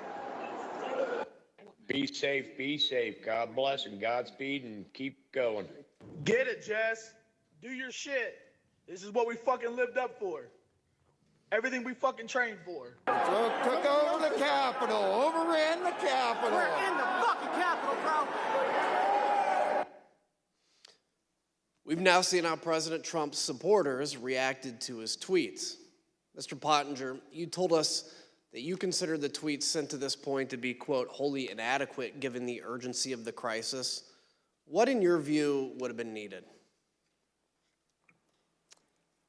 Yeah, it was insufficient. I think what you could count me among those who was hoping to see an unequivocal, strong statement clearing out the Capitol, telling people to stand down, leave, go home. I think that's what we were hoping for. So something a lot more kind of definitive and not ambiguous, because he has that power over his folks. Ms. Matthews, you told us about a colleague who said during the attack that the president should not condemn the violence. Can you please tell us about that moment and your reaction? Yes, so a conversation started in the press office after the president sent out those 2 tweets that I deemed were insufficient. And a colleague suggested that the president shouldn't condemn the violence because they thought it would be, quote, handing a win to the media if he were to condemn his supporters. And I disagreed. I thought that we should condemn the violence and condemn it unequivocally. And I thought that he needed to include a call to action and to tell these people to go home. And a debate ensued over it. And I became visibly frustrated, and my colleagues were well aware of that. And I couldn't believe that we were arguing over this in the middle of the West Wing, talking about the politics of a tweet, being concerned with handing the media a win when we had just watched all of that violence unfold at the Capitol. And so I motioned up at the TV and I said, do you think it looks like we're effing winning? Because I don't think it does. And I again reiterated that I thought that the president needed to condemn the violence because it didn't matter if it was coming from the left or the right, that you should condemn violence 100% of the time. We've heard this evening how everyone in the president's orbit was pushing him to do more, to tell the mob to leave the Capitol. One of those people was Republican leader Kevin McCarthy. He managed to get the president on the phone and told him to call off his supporters. As you will hear, the president refused, and so Leader McCarthy reached out for help to Ivanka Trump, who was at the White House, and Jared Kushner, who that afternoon had just arrived back on a flight from the Middle East. So at some point in the afternoon, Mr. McCarthy placed a phone call to Mr. Scavino's desk line, and it was transferred to the president. Is that correct? That's generally what I recall. Okay. Were you involved in transferring that call? Yes. Okay. Where was the president at the time that he took that call? He was in the dining room. Would you personally reach out to the president for more support? I've already talked to the president. I called them. I think we need to make a statement, make sure that we can calm individuals down. Did Mr. McCarthy indicate that he had been in touch with President Trump? He indicated that he had had some conversation. I don't recall whether it was with the president or with somebody at the White House, but I think he'd expressed frustration that not taking the circumstances seriously as they should in that moment. You know, I asked Kevin McCarthy, who's the Republican leader, about this, and he said he called Donald Trump. He finally got through to Donald Trump, and he said, "You have got to get on TV. You've got to get on Twitter. You've got to call these people off." You know what the president said to him? This is as it's happening. He said, "Well, Kevin, these aren't my people. You know, these are Antifa." And Kevin responded and said, "No, they're your people. They literally just came through my office windows, and my staff are running for cover. I mean, they're running for their lives. You need to call them off." And the president's response to Kevin, to me, was chilling. He said, "Well, Kevin, I guess they're just more upset about the election, theft than you are."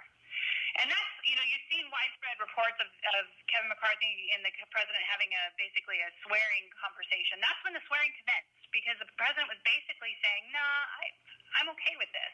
Leader McCarthy, the President of the United States has a briefing room steps from the Oval Office. The cameras are hot 24/7, as you know. Why hasn't he walked down and said that now? I conveyed to the president what I think is best to do, and I'm hopeful the president will do it. And have you spoken with his chief of staff? I've spoken to the president. I've spoken to other people in there and to the White House as well. Who else reached out to Ms. Trump that you know of that afternoon about the attack on the Capitol? I believe at one point McCarthy did. I heard my phone ringing, turned the shower off, saw it was Leader McCarthy, who I had a good relationship with. He told me it was getting really ugly over at the Capitol and said, please, anything you could do to help, I would appreciate it. I don't recall specific asks, just anything you could do. Again, I got the sense that, they were scared. They, meaning Leader McCarthy and people on the Hill, because of the violence? That he was scared, yes. Think about that. Leader McCarthy, who was one of the president's strongest supporters, was scared and begging for help. President Trump turned him down. So he tried to call the president's children. Republican House member Mike Gallagher also implored the president to call off the attack. Mr. President, you have got to stop this. You are the only person who can call this off. Call it off. The election is over. Call it off. President-elect Joe Biden also went live on TV to demand that President Trump tell the mob to leave. I call on President Trump to go on national television now to fulfill his oath and defend the Constitution and demand an end to this siege.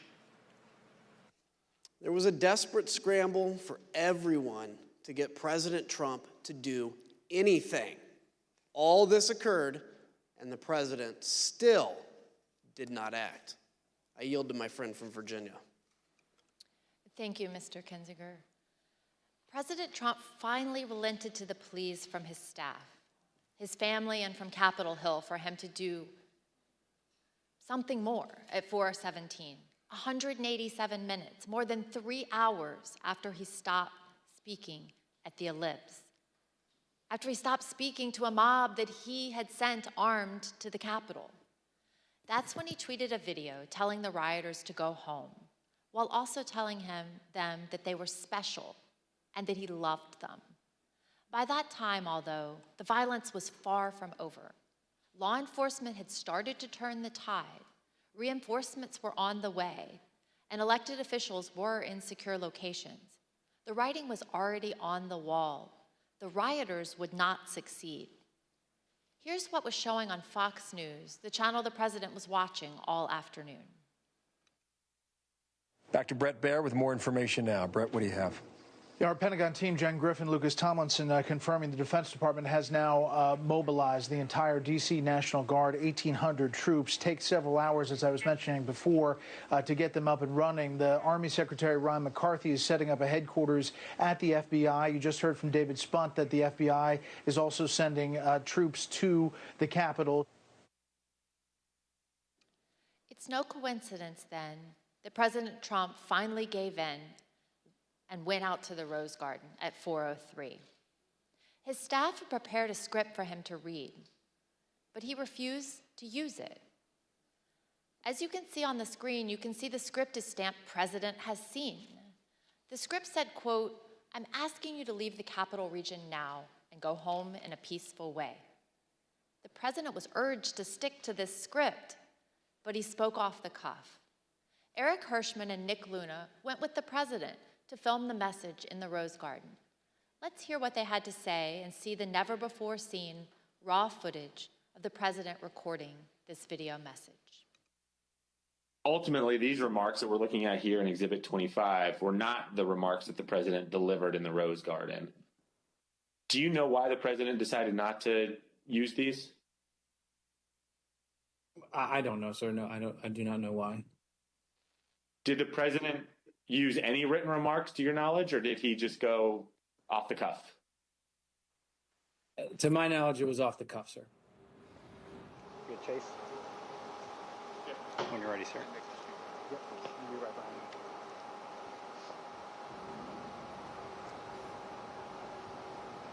you. You tell me when? When you're ready, sir.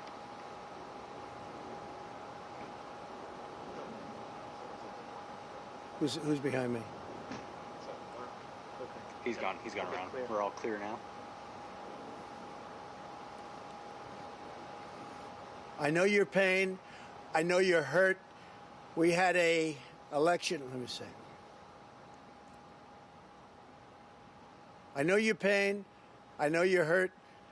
We had an election that was stolen from us. It was a landslide election, and everyone knows it, especially the other side. But you have to go home now. We have to have peace. We have to have law and order. We have to respect our great people in law and order. We don't want anybody hurt. It's a very tough period of time. There's never been a time like this where such a thing happened, where they could take it away from all of us, from me, from you, from our country. This was a fraudulent election, but we can't play into the hands of these people. We have to have peace. So go home. We love you. You're very special. You've seen what happens. You see the way others are treated that are so bad and so evil. I know how you feel. But go home and go home in peace. When I got there, basically the president just had finished filming the video, and I think he was basically retiring for the day. Was there any discussion about the president releasing a second video that day? Not that I recall. When he finished his video, I think everyone was like, day's over. People were pretty drained. Were pretty what? Drained. But we say day over. I mean, there were still people in the Capitol at that point, weren't there? There were people in the Capitol, but I believe by this stage, law enforcement, and I'd have to go back and look, but I believe law enforcement was either there or moving in or going to take charge. I just tell you, people were emotionally drained by the time that videotape was done. Emotionally drained? At the White House? Here's what was happening at the same time at the Capitol. We warned the audience that this clip also contains strong language and violence. Hey, keep pushing. Don't lose the momentum.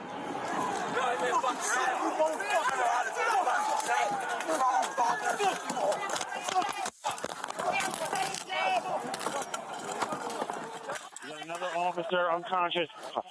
The terrorist. What terrorist? Everybody, we need gas masks. We need weapons. We need strong, angry patriots to help our boys. They don't want to leave.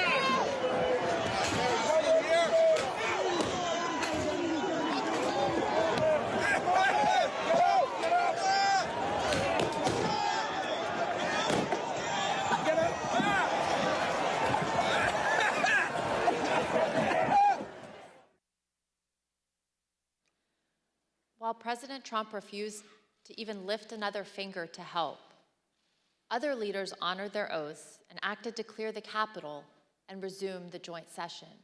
For instance, here are never-before-seen photos and video of congressional leaders in action during the attack. The video is a portion of a call they had at approximately 4:45 with Acting Secretary of Defense, Chris Miller. We're not going to let these people keep us from finishing our business. So we need you to get the building cleared, give us the okay so we can go back in session and finish up the people's business as soon as possible. Mr. Secretary and Senator Schumer, some people here in the Capitol Police believe it would take us several days to secure the building. Do you agree with that analysis? I'm not on the ground, but I do not agree with that analysis. So what is the earliest that we could safely resume our proceedings in the Senate and House chambers? The earliest we could safely resume?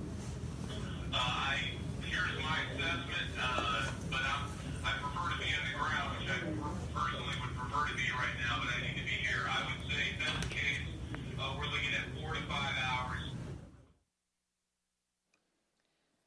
The Vice President also worked the phones from his own secure evacuation location, including conversations with Acting Secretary of Defense, Miller, and other military leaders, well past President Trump's 417 video.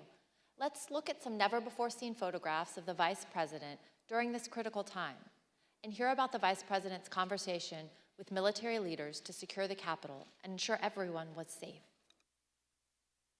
Vice President Pence, there were 2 or 3 calls with Vice President Pence. He was very animated, and he issued very explicit, very direct, unambiguous orders. There was no question about that, and he was, and I can get you the exact quotes, I guess, from some of our records somewhere. But he was very animated, very direct, very firm, and to Secretary Miller, get the military down here, get the Guard down here, put down this situation, etc. As you heard earlier in the hearing, the President did not call the Vice President or anyone in the military, federal law enforcement, or DC government, not a single person. But General Milley did hear from Mark Meadows. The contrast between that call and his calls with Vice President Pence tell you everything you need to know about President Trump's dereliction of duty. Let's listen. He said, this is from memory, he said, we have to kill the narrative that the Vice President is making all the decisions. We need to establish the narrative that, that the President is still in charge and that things are steady or stable or what's that thing. I immediately interpret that as politics, politics, politics. Red flag for me personally, no action, but I remember it distinctly.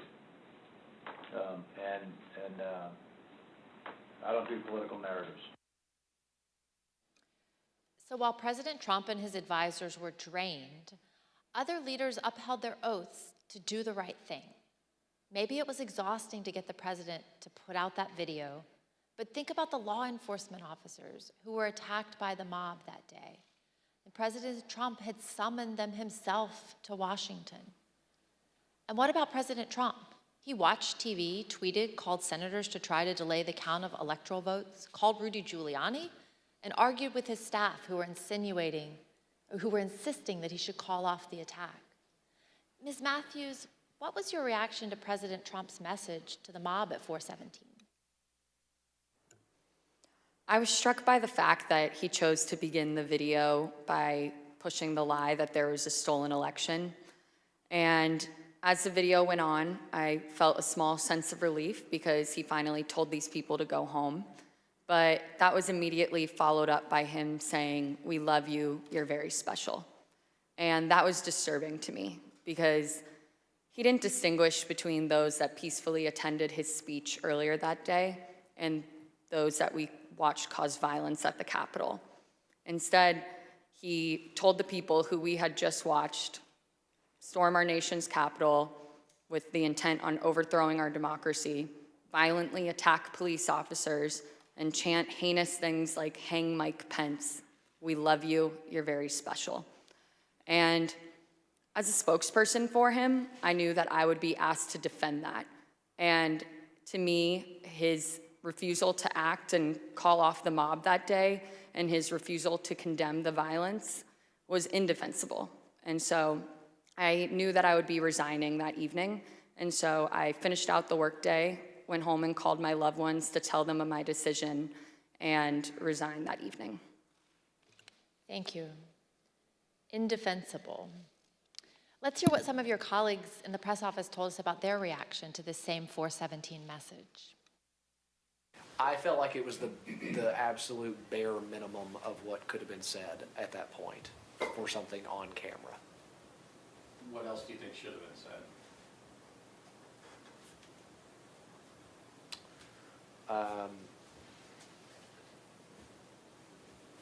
So a more forceful dismissal of the violence, a more forceful command to go home, a more forceful respect for law enforcement, even a comparison to the respect that we have given law enforcement as it relates to what was done to them in the prior summer. And I thought it was important that an acknowledgement be given to the U.S. Capitol building itself, what it's a symbol of, what it means, not only to the people that work there, but to the American people generally, and the work of Congress that by law needed to be conducted that day. Do you wish, in hindsight, that the president had asked the protesters to leave the Capitol earlier than he ended up asking them to do that? Of course, I would love if the go home message would have happened earlier in the day. The president's words matter. We know that many of the rioters were listening to President Trump. We heard from one last week, Stephen Ayers. Let's listen to what he had to say about the 417 message from the president and see how rioters reacted to the president's message in real time. Well, when we were there, as soon as that come out, everybody started talking about it, and it seemed like it started to disperse, some of the crowd. I'm here delivering the president's message. Donald Trump has asked everybody to go home. That's our order. He says go home. He says go home. Yeah, he said to go home. But just as Mr. Ayers said, police were still fending off the last throes of the brutal assault. I yield to the gentleman from Illinois. While everyone else was working to get Congress back in session, what did President Trump do? At 6:01, just 1 minute after the citywide curfew went into effect, he posted his last tweet of the day. After officers engaged in multiple hours of hand-to-hand combat, with over 100 of them sustaining injuries, President Trump tweeted at 6:01 and justified the violence as a natural response to the election. He said, quote, "These are the things and events that happen when a sacred landslide victory is so unceremoniously, viciously stripped away from great patriots who have been badly, unfairly treated for so long. Go home with love and peace. Remember this day forever." He called the mob great patriots. He told people to remember the day forever. He showed absolutely no remorse. A few minutes later, at 6:27, the president left the dining room and he went up to the White House residence for the night. On the screen is the last photograph of the president that night as he went into the residence. As he was gathering his things in the dining room to leave, President Trump reflected on the day's events with a White House employee.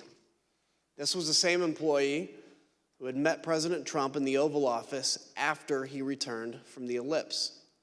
President Trump said nothing to the employee about the attack.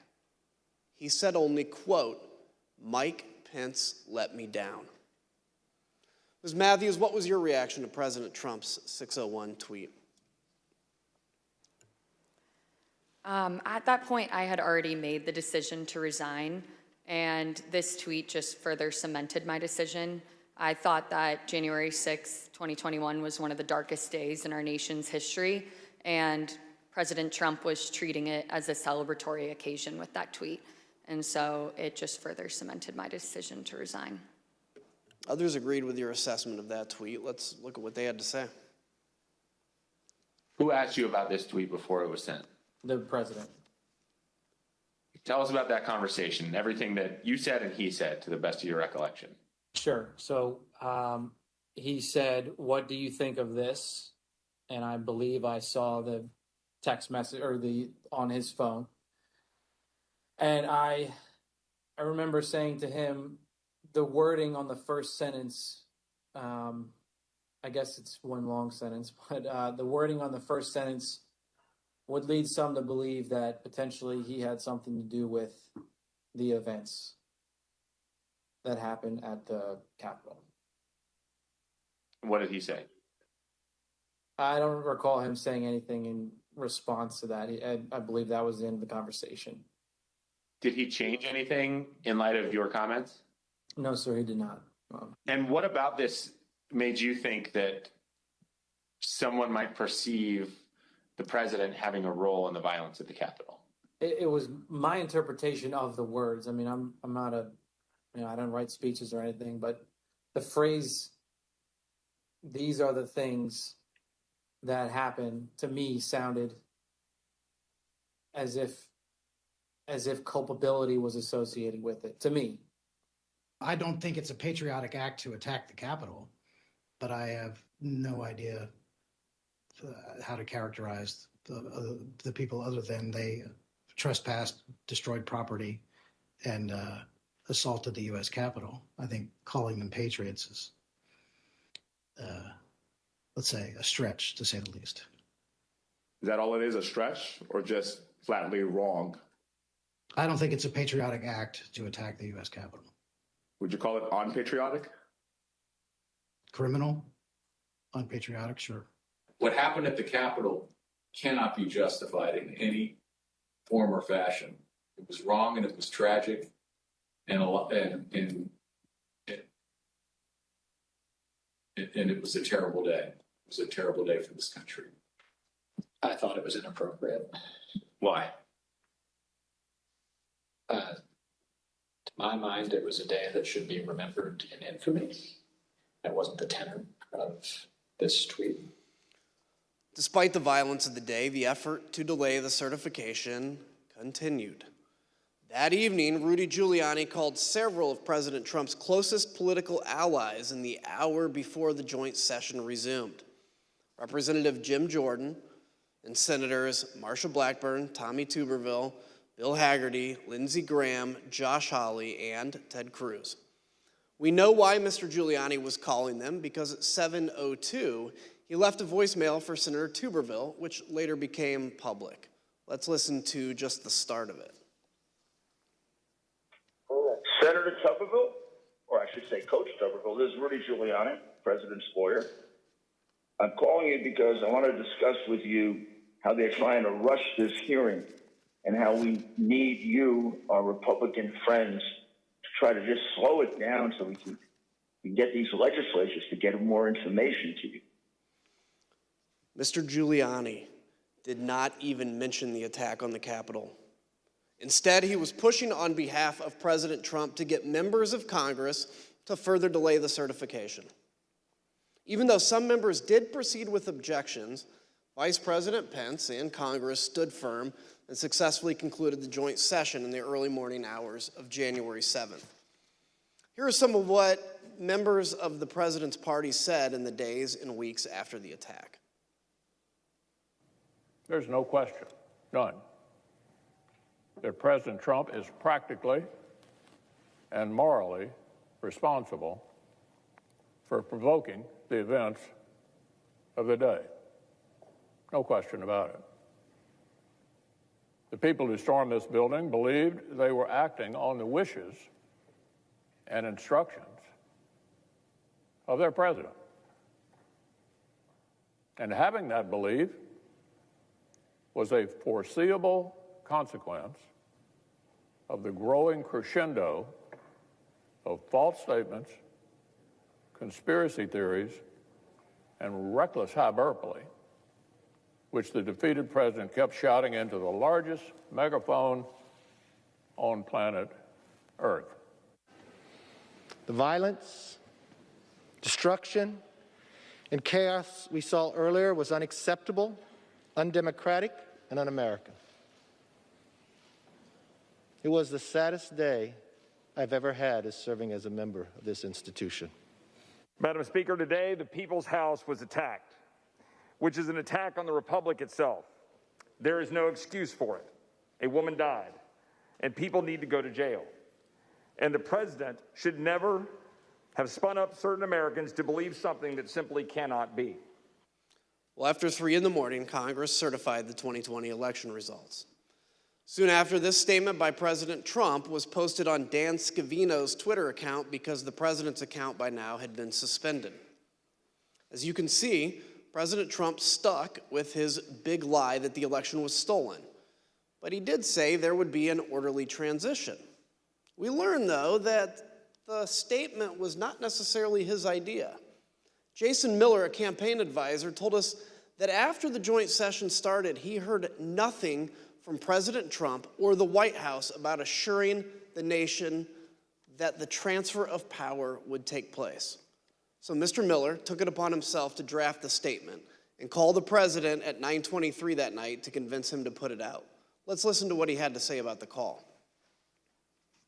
Did he disagree with something that you had put in the statement, some particular word or phrase that he did not want included?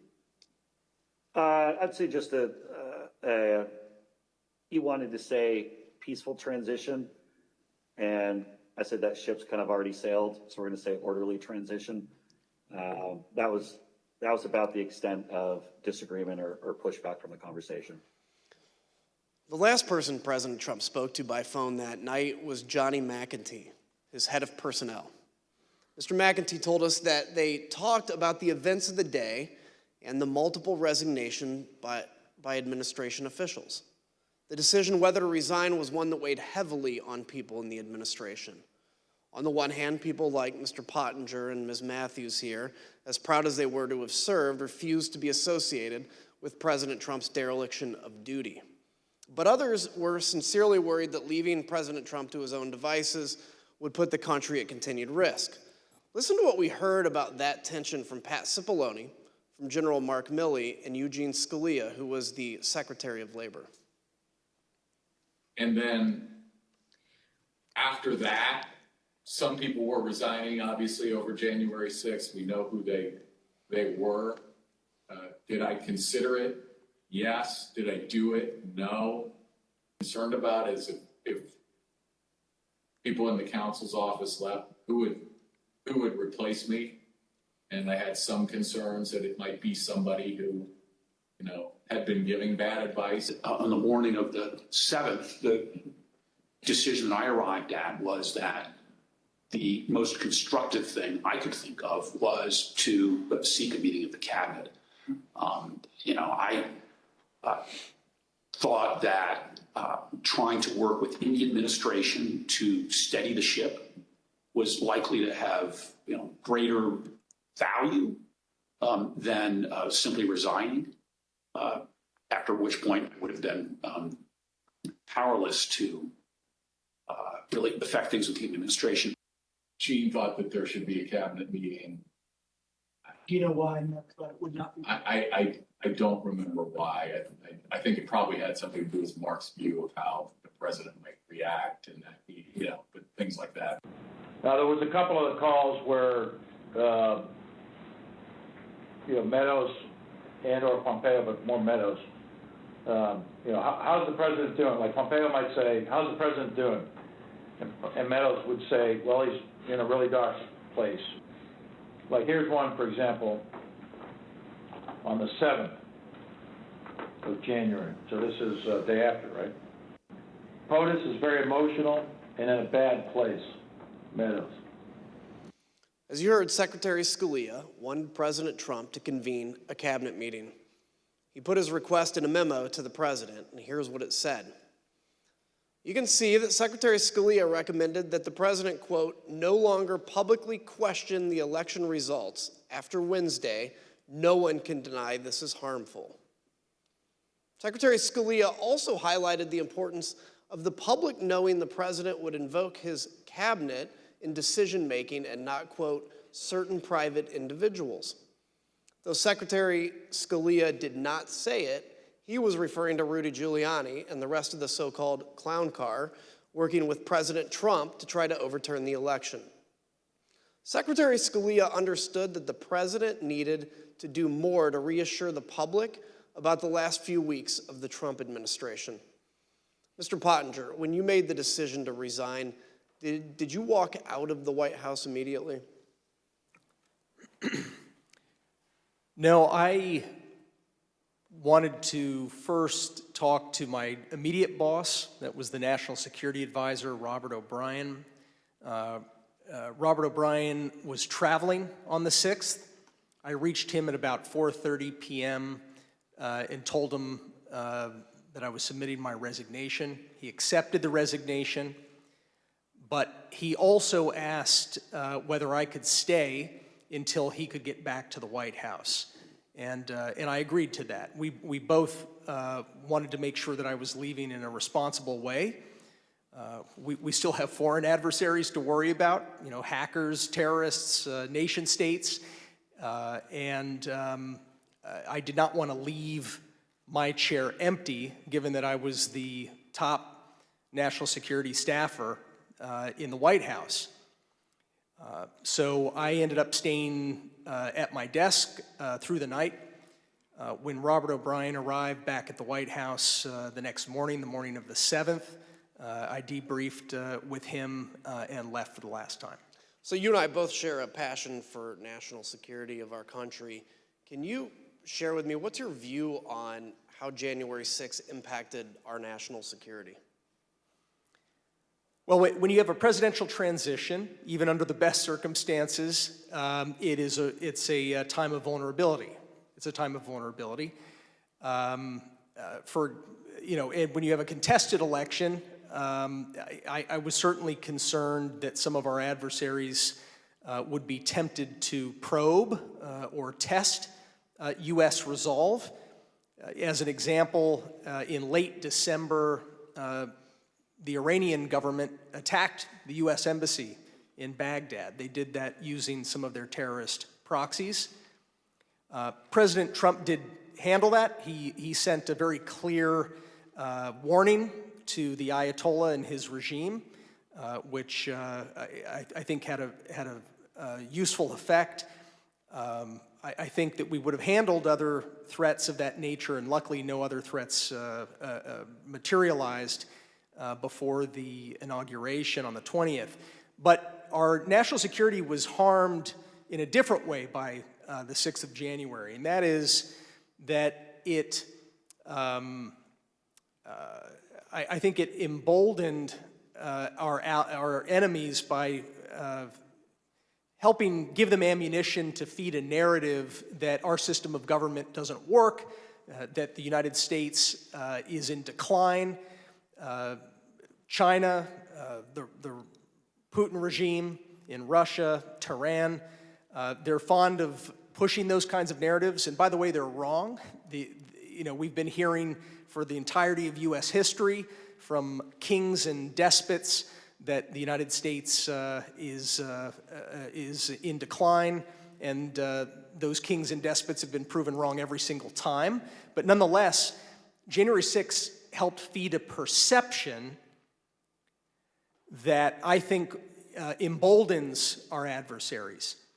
The other part I think is simply our allies. I heard from a lot of friends in Europe, in Asia, allies, close friends, and supporters of the United States that they were concerned about the health of our democracy. And so I think it's incumbent upon us to put their minds at ease, to put our own hearts at ease by investigating what happened on the 6th and making sure that it never happens again. Look, I've always said democracies are not defined by bad days. They're defined by how they recover from those bad days. And that's what we're doing here, is to bring accountability to that so we can actually come back even stronger than when we went into January 6th. Ms. Matthews, as you left the White House for the last time that night, January 6th, what did you think Americans needed to hear from President Trump? I think that the American people needed to hear and see him publicly commit to a peaceful or at least orderly transition of power. In the aftermath of the Capitol attack, it wasn't just enough for us to ask him to condemn the violence. He needed to agree that he would peacefully transfer power over to the incoming administration, because that's one of our fundamentals and what it means to live in a democracy. And so that evening when I resigned, the resignation statement that I drafted, I referenced this and I said our nation needs a peaceful transfer of power in hopes that it would put some sort of public pressure on the White House and President Trump to publicly agree to an orderly transition. Thank you. I yield to my friend from Virginia. Thank you, Mr. Kinzinger. The staff who remained at the White House on the morning of January 7th knew the president needed to address the nation again, and they had a speech prepared for him that morning, but he refused for hours to give it. As you heard Cassidy Hutchins testify previously, President Trump finally agreed to record an address to the nation later that evening, the evening of January 7th, because of concerns he might be removed from power under the 25th Amendment or by impeachment. We know these threats were real. Sean Hannity said so himself in a text message that day to Press Secretary Kayleigh McEnany. He wrote, "No more stolen election talk. Yes, impeachment and 25th Amendment are real." We obtained the never-before-seen raw footage of the president recording his address to the nation that day on January 7th, more than 24 hours after the last time he had addressed the nation from the Rose Garden. Let's take a look. Whenever you're ready, sir.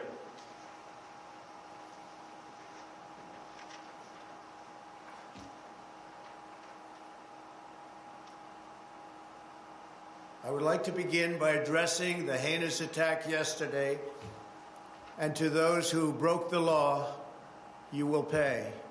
You do not represent our movement, you do not represent our country, and if you broke the law, you can't say that. I already said you will pay. The demonstrators who infiltrated the Capitol have defied the seat of justice. It's defiled, right? See, I can't see it very well. Okay, I'll do this. I'm going to do this. Let's go. But this election is now over.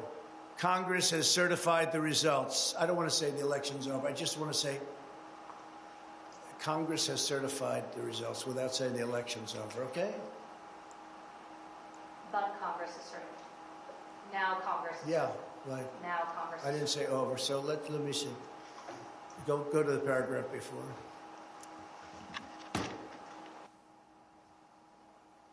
Okay? I would like to begin by addressing the heinous attack yesterday. Yesterday is a hard word for me. Just take it out. The heinous attack. Ah, good. Take the word yesterday, because it doesn't work with the heinous attack on our country. Say on our country. Want to say that? No. My only goal was to ensure the integrity of the vote. My only goal was to ensure the integrity of the vote. On January 7th, one day after he incited an insurrection based on a lie, President Trump still could not say that the election was over. Mr. Pottinger, you've taken the oath multiple times in the Marines and as an official in the executive branch. Can you please share with us your view about the oath of office and how that translates into accepting election results and a transfer of power? Sure. You know, this isn't the first time that we've had a close election in this country. And President Trump certainly had every right to challenge in court the results of these various elections. But once you've had due process under the law, you have to conform with the law, no matter how bitter the result. Once you've presented your evidence in court, judges have heard that evidence, judges have ruled. If you continue to contest an election, you're not just contesting an election anymore. You're actually challenging the Constitution itself. You are challenging the societal norms that allow us to remain unified. I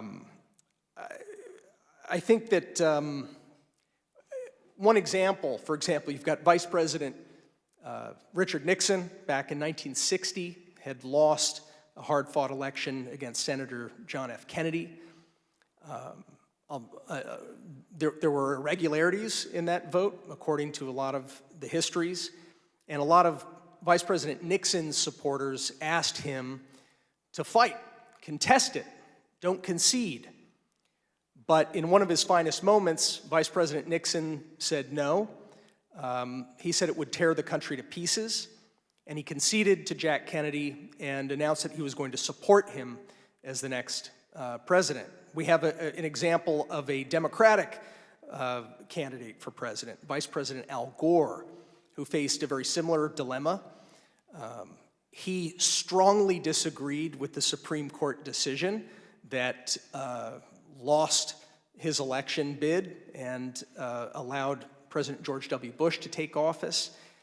But he gave a speech of concession in late December, mid or late December of 2000, where he said, this is for the sake of the unity of us as a people and for the strength of our democracy.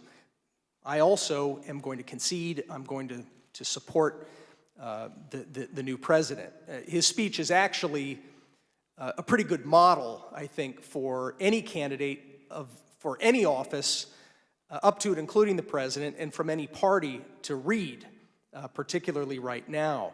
The oath that our presidents take, it's very similar to the oath of office I took as a U.S. Marine officer and the oath I took as a White House official. It is to support and defend the Constitution. It's to protect the Constitution, to bear true faith and allegiance to the Constitution. And it is a sacred oath. It's an oath that we take before our families. We take that oath before God. I think that we have an obligation to live by that oath. I do still believe that we have the most ingenious system of government on earth, despite its imperfections. I don't envy countries that don't have this system that actually allows for a predictable, peaceful transfer of government every 4 to 8 years, and it's not something that we should take for granted. Thank you. As we heard at the start of the hearing, in the immediate aftermath of January 6th, Republican leader Kevin McCarthy understood that President Trump bore responsibility for that day and should have taken immediate action to stop the violence. He was even more candid in calls with Republican colleagues. As you'll hear in a moment, recordings of some of these calls that were later published by the New York Times, the context for these calls was that a resolution had been introduced in the House calling for Vice President Pence and the cabinet to remove President Trump from power under the 25th Amendment. Let's listen. I've had it with this guy. What he did is unacceptable. Nobody can defend that, and nobody should defend it. The only discussion I would have with him is that I think this will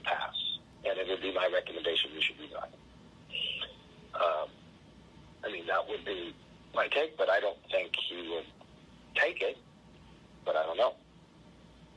But let me be very clear to all of you, and I've been very clear to the president. He bears responsibilities for his words and actions. No ifs, ands, or buts. I asked him personally today, does he hold responsibility for what happened? Does he feel bad about what happened? He told me he does have some responsibility for what happened. And he needs to acknowledge that. President Trump has never publicly acknowledged his responsibility for the attack. The only time he apparently did so was in that private call with Kevin McCarthy. There's something else President Trump has never acknowledged: the names and the memories of the officers who died following the attack on the Capitol. We're honored to be joined tonight by police and first responders who bravely protected us on January 6th. Your character and courage give us hope that democracy can and should prevail, even in the face of a violent insurrection. We on this dais can never thank you enough for what you did to protect our democracy. On January 9th, two of President Trump's top campaign officials texted each other about the president's glaring silence on the tragic death of Capitol Police Officer Brian Sicknick, who succumbed to his injuries the night of January 7th. These campaign officials were Tim Murtaugh, Trump's director of communications, and one of his deputies, Matthew Walking. Their job was to convince people to vote for President Trump, so they knew his heart, his mind, and his voice as well as anyone, and they knew how he connects with his supporters. Here's what they had to say about their boss. Murtaugh said, "Also shitty not to have acknowledged the death of the Capitol Police officer." Walking responded, "That's enraging to me. Everything he said about supporting law enforcement was a lie."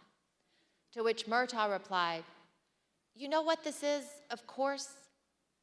If he acknowledged the dead cop, he'd be implicitly faulting the mob.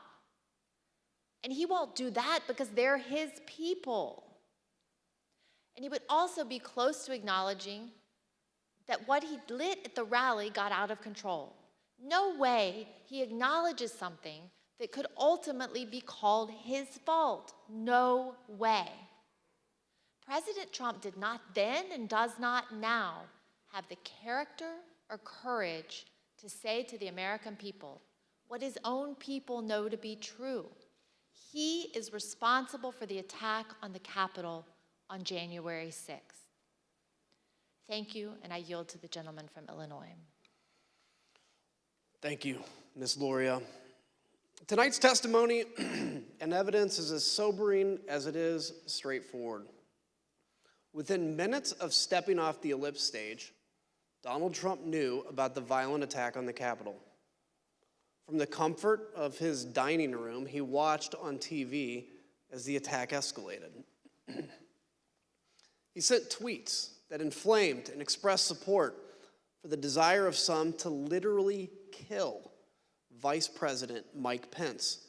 For 3 hours, he refused to call off the attack. Donald Trump refused to take the urgent advice he received that day.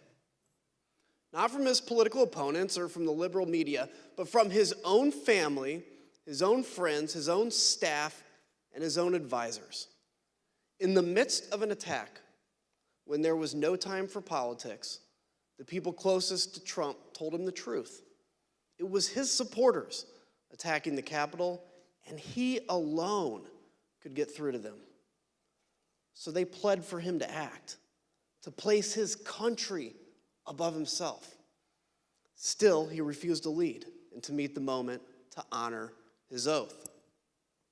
It was only once the vice president and the members of Congress were in secure locations and the officers defending the Capitol began to turn the tide that then President Trump engaged in the political theater of telling the mob to go home. And even then, he told them all they were special and that he loved them. Whatever your politics, whatever you think about the outcome of the election, We as Americans must all agree on this. Donald Trump's conduct on January 6th was a supreme violation of his oath of office and a complete dereliction of his duty to our nation. It is a stain on our history. It is a dishonor to all those who have sacrificed and died in service of our democracy. When we present our full findings, we will recommend changes to laws and policies to guard against another January 6th. The reason that's imperative is that the forces Donald Trump ignited that day have not gone away. The militant, intolerant ideologies, the militias, the alienation and the disaffection, the weird fantasies and disinformation. They're all still out there, ready to go. That's the elephant in the room. But if January 6th has reminded us of anything, I pray it has reminded us of this. Laws are just words on paper. They mean nothing without public servants dedicated to the rule of law and who are held accountable by a public that believes oaths matter more than party tribalism or the cheap thrill of scoring political points. We, the people, must demand more of our politicians and ourselves. Oaths matter. Character matters. Truth matters. If we do not renew our faith and commitment to these principles, this great experiment of ours, our shining beacon on a hill, will not endure. I yield to the gentlewoman from Virginia. Thank you, Mr. Kinzinger. Throughout our hearings, we've provided many facts and painted a vivid picture of the events of January 6th. The violence, the human toll, both emotional and physical, including the tragic loss of life. The threats to our Constitution, the rule of law, and the danger to this nation, a nation we all love as Americans. In tonight's hearing, we've gone into great detail about the events inside the White House on January 6th. We've described how the President of the United States, who was bound by oath to the Constitution and by duty to ensure the laws are faithfully executed, took no action when the cornerstone of our democracy, a peaceful transition of power, was under attack. But it's more than that. Donald Trump summoned a violent mob and promised to lead that mob to the Capitol to compel those he thought would cave to that kind of pressure. And when he was thwarted in his effort to lead the armed uprising, he instigated the attackers to target the vice president with violence, a man who just wanted to do his constitutional duty. So in the end, this is not, as it may appear, a story of inaction in a time of crisis. But instead, it was the final action of Donald Trump's own plan to assert the will of the American people and remain in power. Not until it was clear that his effort to violently disrupt or delay the counting of the election results had failed did he send a message to his supporters in which he commiserated with their pain, and he told them affectionately to go home. That was not the message of condemnation and just punishment for those who broke the law that we expect from a president whose oath and duty is to ensure the laws are faithfully executed. But instead, it was his newest version of stand back and stand by. To me, this is personal.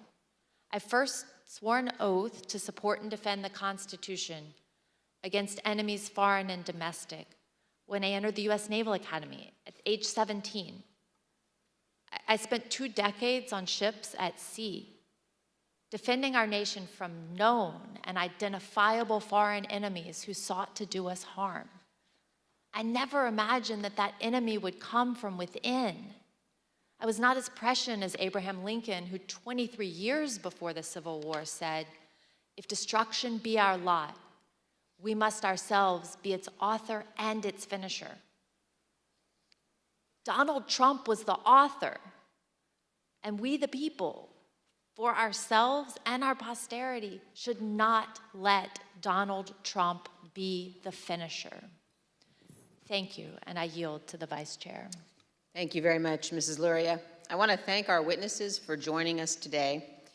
The members of the Select Committee may have additional questions for today's witnesses, and we ask that you respond expeditiously in writing to those questions.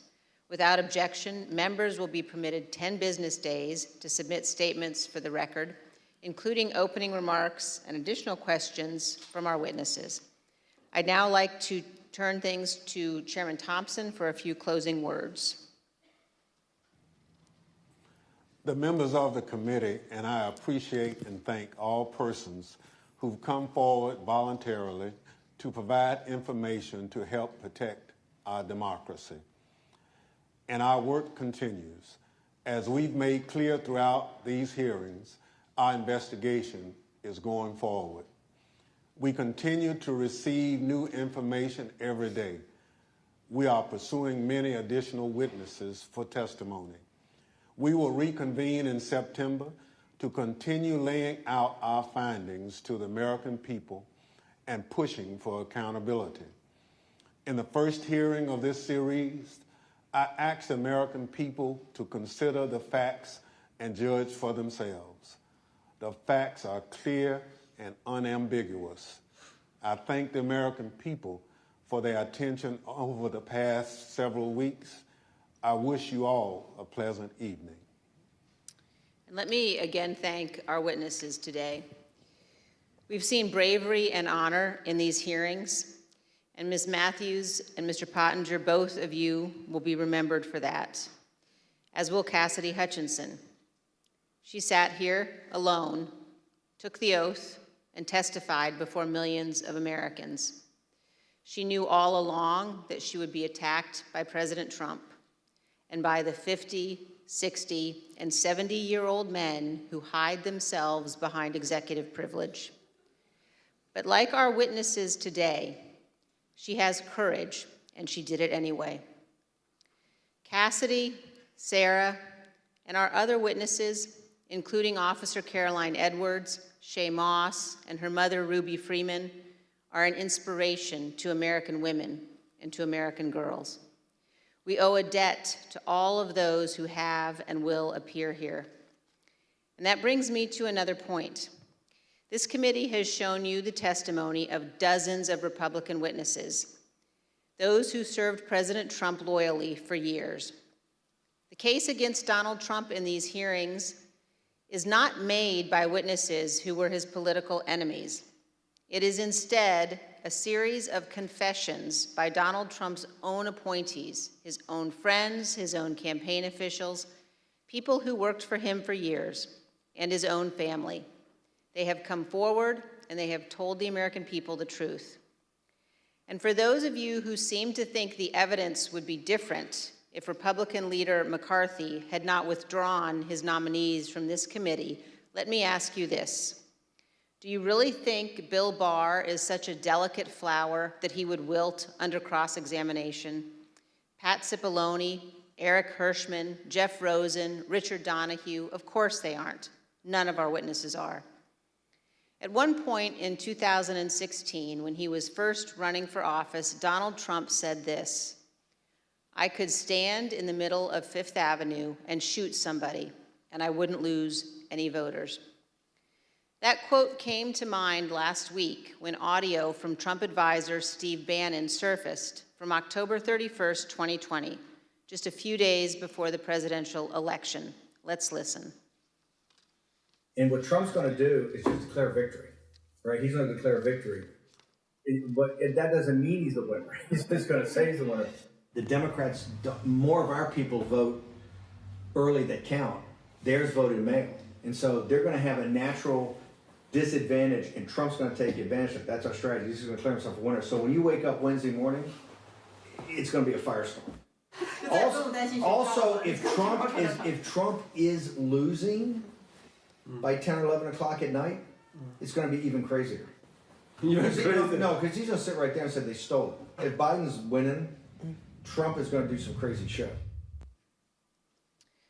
And of course, 4 days later, President Trump declared victory when his own campaign advisors told him he had absolutely no basis to do so. What the new Steve Bannon audio demonstrates is that Donald Trump's plan to falsely claim victory in 2020, no matter what the facts actually were, was premeditated. Perhaps worse, Donald Trump believed he could convince his voters to buy it, whether he had any actual evidence of fraud or not. And this same thing continued to occur from Election Day onward until January 6th. Donald Trump was confident that he could convince his supporters the election was stolen, no matter how many lawsuits he lost, and he lost scores of them. He was told over and over again in immense detail that the election was not stolen. There was no evidence of widespread fraud. It didn't matter. Donald Trump was confident he could persuade his supporters to believe whatever he said, no matter how outlandish, and ultimately that they could be summoned to Washington to help him remain president for another term. As we showed you last week, even President Trump's legal team, led by Rudy Giuliani, knew they had no actual evidence to demonstrate the election was stolen.